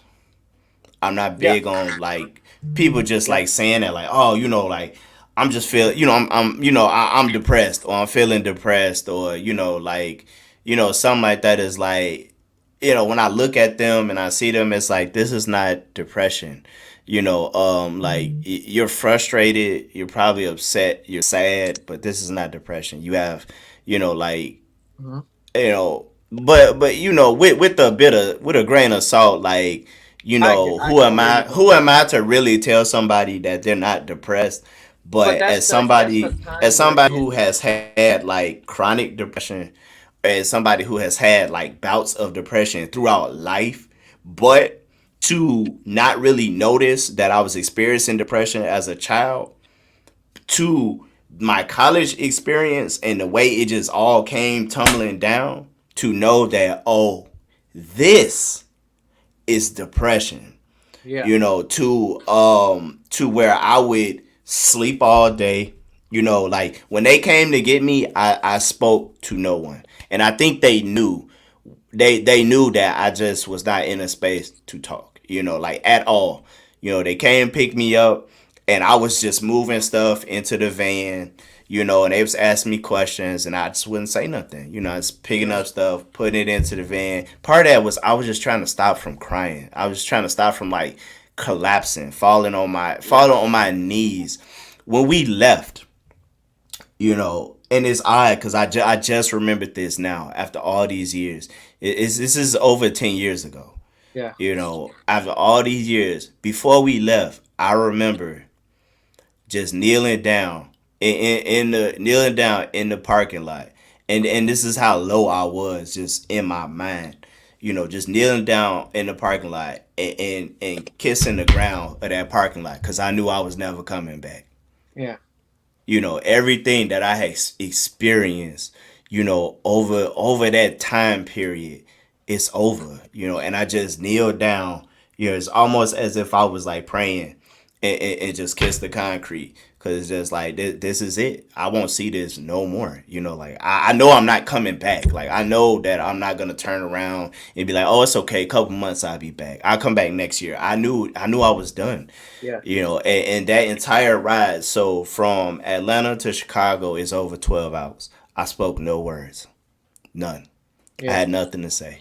Yeah, yeah. And I was wide awake the entire time, but I was out of it. I didn't know when we was passing through states, when we took rest stops, I didn't know where we were because I was out of it in a haze, like tunnel vision. I just couldn't see nothing. And I didn't care about nothing. I don't remember my thoughts during that period of time. Mm-hmm. And for, a good year or two, I stayed in my room. My room was on the bottom floor of our house. I went upstairs to go get food. The family ate together. I ate in my room. And, my brother was in the room with me too. And he told me, years later after all this stuff had happened, by the time we were all adults, he was like, yeah, I remember hearing you crying. I thought he was asleep. And I would save all my tears until everybody would sleep. And I would just be crying, bawling my eyes out. I was so beyond dehydrated because that's all I would do all day. Yeah. Was just cry, nothing more. When they would leave home to like go to school or do whatever, that's what I was doing, crying. Yeah. For at least 2 years. I never left the room. I don't even recall drawing much. If I'm sure I did some. I don't remember what I drew, and I don't have any record of it, like what it was, any of that. Around that time, Facebook was becoming popular. It was, it was still more for college students back then, so a lot of people wasn't using it. But, I got on there just to see my friends. And then I stayed off it for, a long time because I started to be angry and, sometimes sad and really depressed. Like my emotions were all over the place because I was watching my friends that were still there. And, oddly enough, I remember two of my roommates. So we lived in a loft, like an apartment. That's like a small condo almost. And we all had our own rooms, and I remember just the three of us. One of them was he was good. He made it through school. At least one of us graduated, which was, something to be happy about. Right. But three of us had to go home. We had no choices, the disadvantages of being minorities that come from, I went to school with families without money. It was just bad, so I just remember, we were not we was bros and, typical college men, young men. Yeah. But we had never shared a hug in that day, when it's just like, this is it. We all know that we're going home in these next couple of days, that was it. It's just like, that was the first time I had ever hugged any one of them. It's just like, this is done. This part of our lives is over. It's like death, like a funeral almost. So that whole, I'm laughing because a lot of this is it hits home for me in these last months. So, it's like that whole busting your butt and doing everything you can and improving and all of that for it to turn into nothing, you know, which obviously is not true because it wasn't just nothing, you know. Yeah. I have great memories, and even those bad memories serve as motivation to not be in that situation. Some of the worst again. times have the best memories too. So right, yeah, you know. So it's like, but that was my mindset for a long time. So yeah, I do understand that feeling of like all for nothing. Yeah. So yeah. But yeah, just I guess continuing like with that, piggybacking off everything you just said, because I feel all that. Um, so that first college stint and that failing was my first low point, and that was a pretty low point, but prior to any other low point that I've ever had in life. So whatever. I've had a few significant things that to me that have made low points, but that was one of the biggest ones until like November of last year.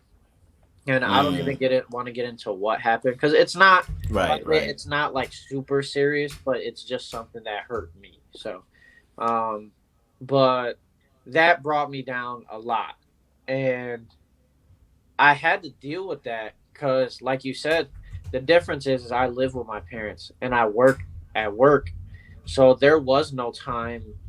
I haven't had a chance to be alone and deal with that. So I had to paint the stress of not only having and this is also that time. I didn't finish because for weeks I was painting the same panel for like a week because I was so fucking distraught. So right. Hold on, I don't want to go there today. But yeah, so that was bad, and that's why I don't really fuck with this shoe that much. But oh, I see.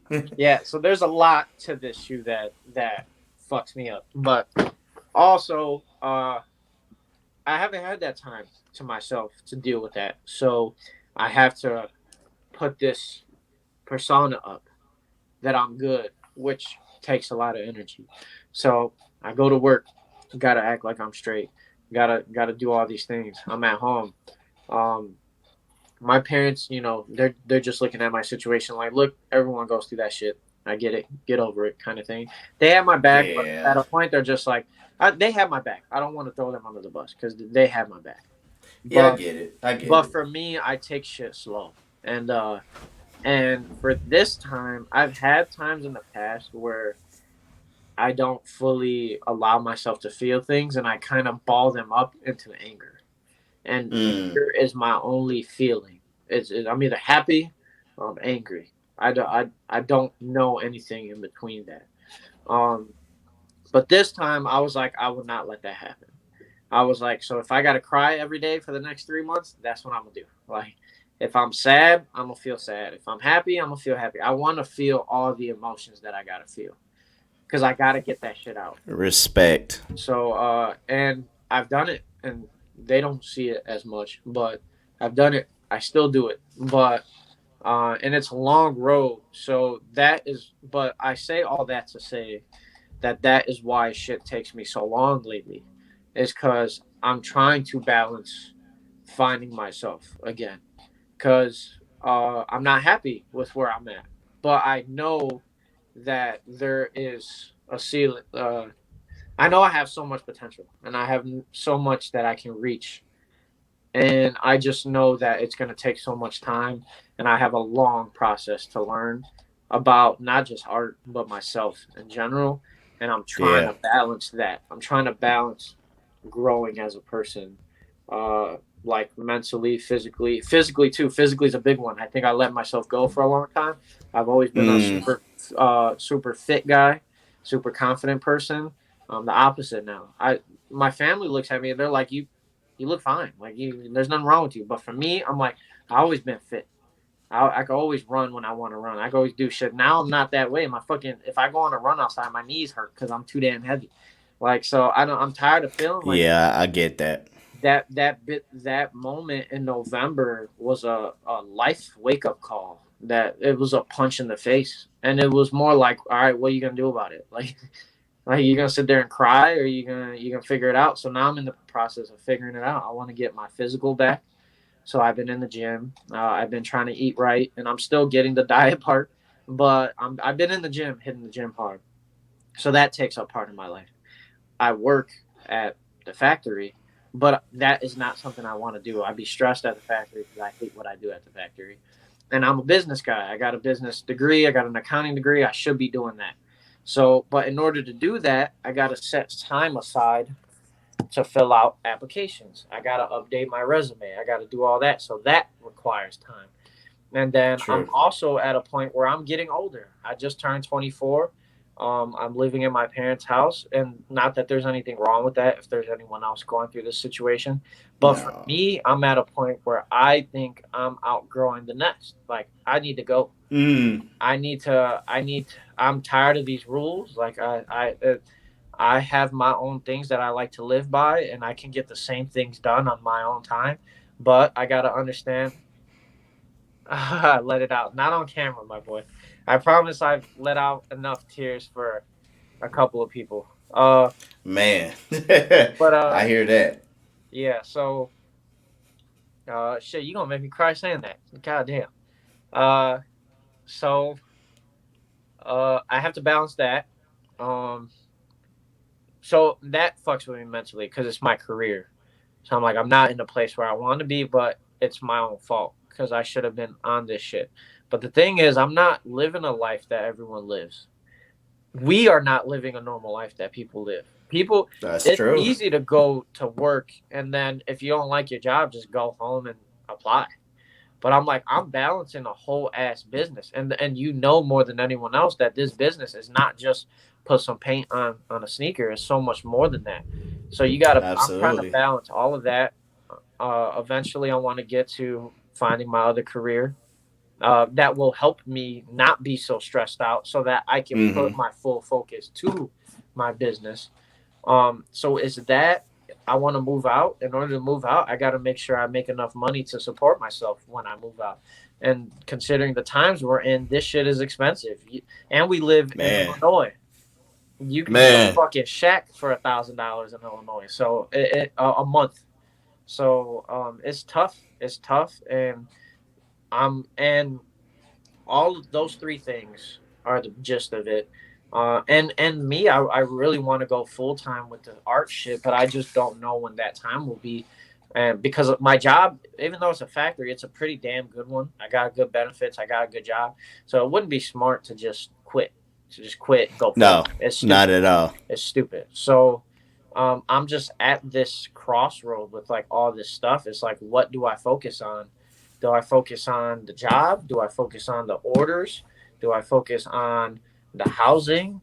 Or do all three at the same time? But if my mind is one track. Like, if I can do all the orders first, then the way my brain works is I got to complete the orders so that I don't got to worry about the orders. And then I got to get this job. And then once I get this job, I got a stable job so that I can find an apartment. And then once I'm out of that, then I can go back to orders. But that's going to take months.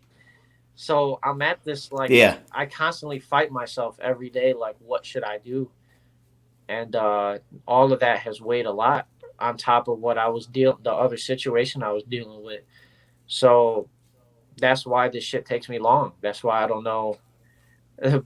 Customers and people are like, where you at? Or what you doing? Or even you, like, it took a long for me to get onto this podcast. But I'm just like, saying it out loud might sound not that bad, but I just feel so overwhelmed with everything.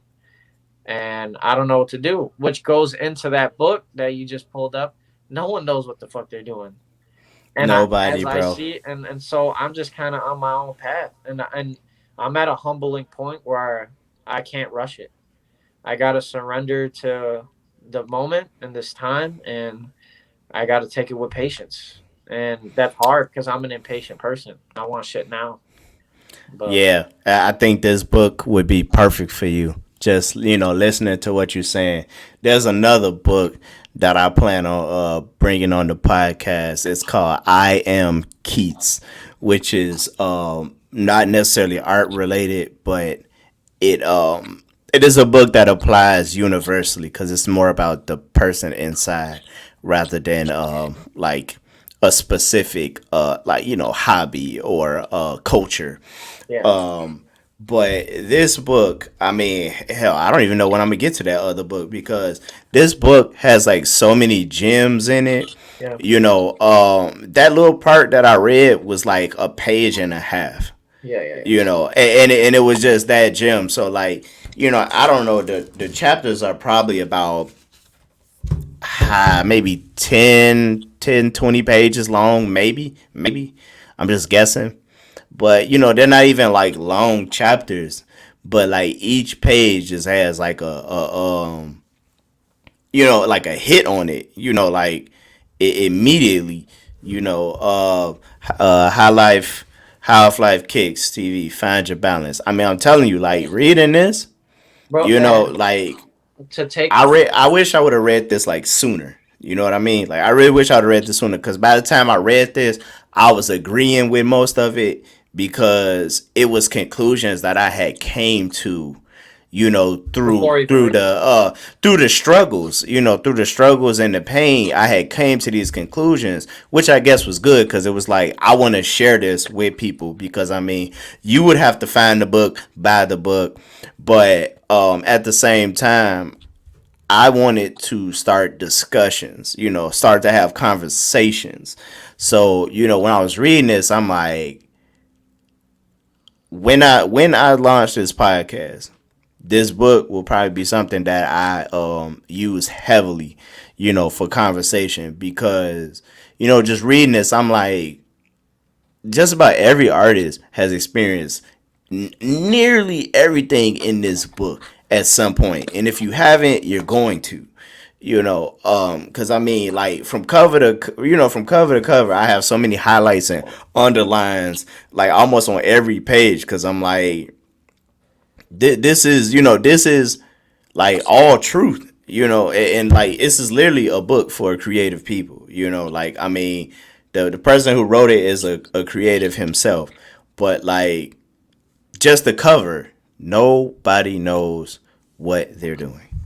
yeah. So, you know, when you think you got it, you know, figured out, or you think other people got it figured out, you think that there's some kind of plan that, you know, makes things work. It's like, it's non existent. I don't care who tells you that. The guy with 1 million followers, the guy with 100,000 followers, the dude with the bumping YouTube channel, it's all lies. You know, better yet, you could say it's illusions. You know, it may not be lies to them because they believe it and it's working for them, but it's an illusion because it's not going to work for you. Yeah. Yeah. 100%. Find your balance. Find your balance, and that's the thing. If you look at my page, it's not too far. It's a few posts. I don't even know which one is, but I talk about balance and how I struggle with that. I struggled with that in school because my fight in school was I had so many class because I didn't want to take. I refused to take 3, 4 classes at a time. I wanted to get it all done quick. So I took Yeah, I was classes like that every too. time.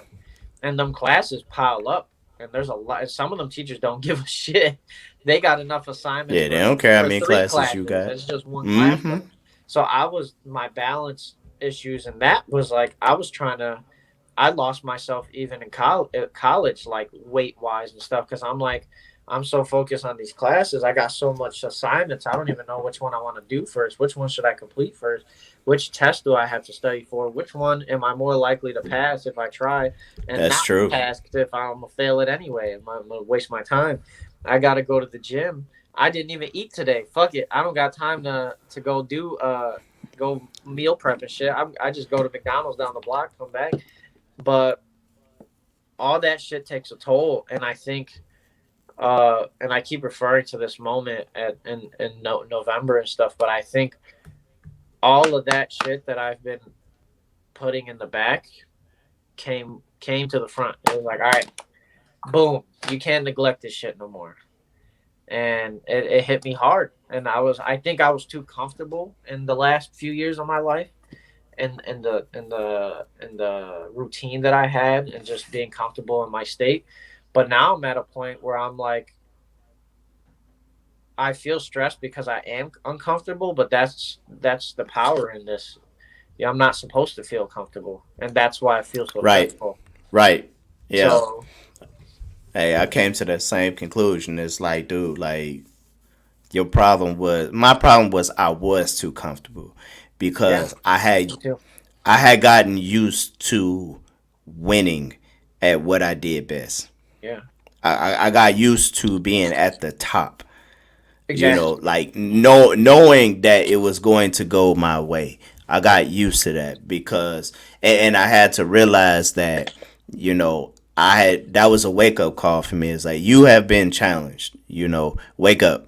You have been challenged, and the challenges are going to get bigger. And now you know that you need to prepare. You know that you are not prepared for the next steps. You're not ready. You were prepared, You thought you were like, ready. right, you spent years being prepared for that one moment. But, here's your wake up call that, in this creative world, it gets much realer than college. It gets much realer than all of my previous experience. Like, I was prepped already. Like, I had an advantage. Somebody had somebody had gave me the cheat code, the steroids. I was ready. But I was not ready for the things that the cheat codes, the steroids don't prepare you for. I wasn't ready for the setbacks. Nope. I wasn't trained on how to deal with the setbacks. I I agree with that. wasn't I wasn't even taught that the setbacks were coming. Yeah, and Like, that was for me. It's like, and the thing is that 2021 was a great year for me. January to yeah, November me was a too. fucking. It was great. I was high off life. Like 2022, I'm ready. There's so much shit that's gonna happen in 22. 2022 is gonna be the year that I skyrocket in this shit. And then, bam, got punched right in the face. And it was a hard punch. It was a hard punch that set me back. And it was like, yeah, that quick is something that I wasn't prepared for. I didn't think would ever happen. And then I was just like, okay, uh, now what? And for a while, I soaked in that for like 2 or 3 months. I just, felt sorry for myself. And then now I'm at a point where, all right, bro, like it's been long enough. What are we gonna do now? Yeah, You can still, yeah, it still hurts. I'm still sad about the shit, but it's over. So now what? Like yeah, now what are you yeah. gonna I do, had that son? same I had the So same conversation. I had to ask myself, because I mean, I didn't even know that was a thing. But I've heard people say it, but I mean, I just thought it was a phrase, like, where you cry yourself dry. yeah, And that was a point where I was like, I feel the need to cry. I feel hopeless and helpless, but no tears are coming. I cried my last tear. That phrase, like, I cried my last tear. yeah, And I thought about some things that, my mom would tell me when I was younger. It was like, don't let nothing hold power over you. You yeah, cry if you need to. And she would always say, like, like, don't cry over this longer than 3 days. I don't know why she would just say that, but she's like, don't cry over this longer than 3 days. And it had been damn near 3 years, yeah, and and I just, like, when I realized that I felt the need to cry, but I couldn't anymore, I just had to say to myself, was like, how long you gonna cry about it? yeah, How long you gonna cry about it? It's been 3 years. How long you gonna cry about it? yeah. Like, everything is moving on. How long will you cry? That's the thing Me for and me my too. me and The my world. wife started college at the same time, Yeah, and we was in the same city. She graduated, thank God. You know, um, and I just had to think about that. I was like, it's been that long. At that point, we were still dating, but it's like, she is graduated. It's been that long.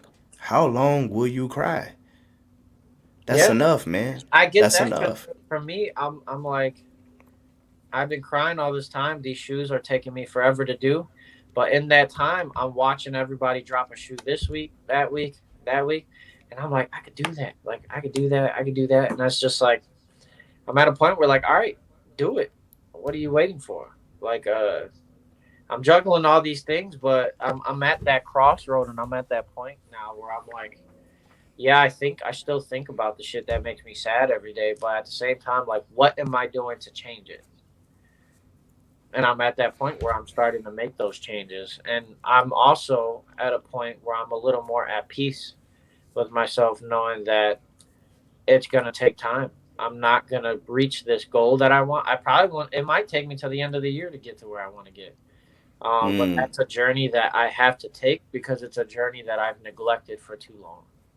Right. So, but there's nothing wrong with it. And it goes back to the comparison thing. Who gives a shit if these dudes are dropping shoes and progressing all year? This is like my journey isn't even progressing through art right now. I'm trying to progress myself and who I am as a person, and I think that will make everything else easier. So I have to learn how to be patient with myself more than anything. It's deeper than the art. I got to fix this right here before I can do any of this other art stuff. So that's where I am right now. But I still got 3 orders, so I got to finish them. So it's right. like I'm sure you're gonna kill it. Yeah. Man, so beautiful story. Beautiful story. We have went over time, but that is okay because a beautiful story can go over time on this podcast. I will let it ride. Yeah. So I'm just gonna ask you, to close us out, tell the people where they can find you, let us know about any projects you got going on, and if you got any last minute advice for the people, bro, please let us know. All right. Wait, one more time. My bad. I just got spaced out. Oh, where you can find me? Jah Customs. Just JAH Customs at Instagram. I don't have a website or anything at the moment. I got to work on all that stuff. But the main place to find me is Instagram. Advice, honestly, is just I'm not sure. I hope everyone learned something from me just even talking today. But if you didn't get through all of it, I think if you can, it's easier said than done, but don't be so hard on yourself. Like I think if you're working hard or not, and just don't be so hard on yourself like I am with myself. I beat myself up, and that's why I'm not where I am. But if you just love yourself a little more, everything will take care of itself. Just be a good person. If you're learning, take the time to learn. If you're new to art, if you're new to this stuff, I say before you ever get on the social media part and posting stuff, I think you should take that time for yourself and explore, learn new things, fall in love with stuff first, then get to the social media. I think I did it backwards. I think I got to social media, and I never got to learn. I never got to take the time to learn techniques, figure out what I actually wanted to do. I was money driven when I started. So I think that's the first. If you're starting, do that. And if you're in the middle of this and you feel like you're at that crossroad, if I'm your sign to stop and cut them orders off so that you can find you in this, I think that is what you should do. And say, fuck the orders, fuck the money, fuck everything. Find yourself in this first, and the rest will carry itself out. And I'm going through a difficult time because I did the shit in reverse. But it's never too late. I'm learning, and I'm going to be there too. So that's my advice. That's where to find me. And future projects, I got 3. I got one that's a culture-based project. I got 2 anime ones because that's the kind of the route I want to take. But those will be challenging because I've only done 1 anime pair, but it'll be fun. And then after that, I'll just be doing, I want to get into accessories and painting other stuff that's not shoes. So it'll come this year. That's it for me. Man, hey, appreciate it. Powerful. The story was dope. It was full of emotion, high emotion. I really enjoyed that. That advice was killer. Play that back 3 times, people. We appreciate you, bro. We love you. To the A&H fam, To the A&H fam, we appreciate you. Thanks for stopping by. Appreciate you being in the comments. Shout out to KCJ. Shout out to Amanda. Shout out everybody. Please be sure to like, comment, share, subscribe. Man, hit the noti bell. You know, I'm gonna be dropping podcasts all the time. Hit the noti bell so you know what's going on. And that's it for us. Remember, the slogan is make art and hustle. Peace. You're listening to the Unpainted Podcast with Sneaker Fair Kicks, the dopest artists weighing in on staying creative, money, fame, and glory. Get that creative kick you need for the weekend. The Unpainted Podcast. Make art and hustle.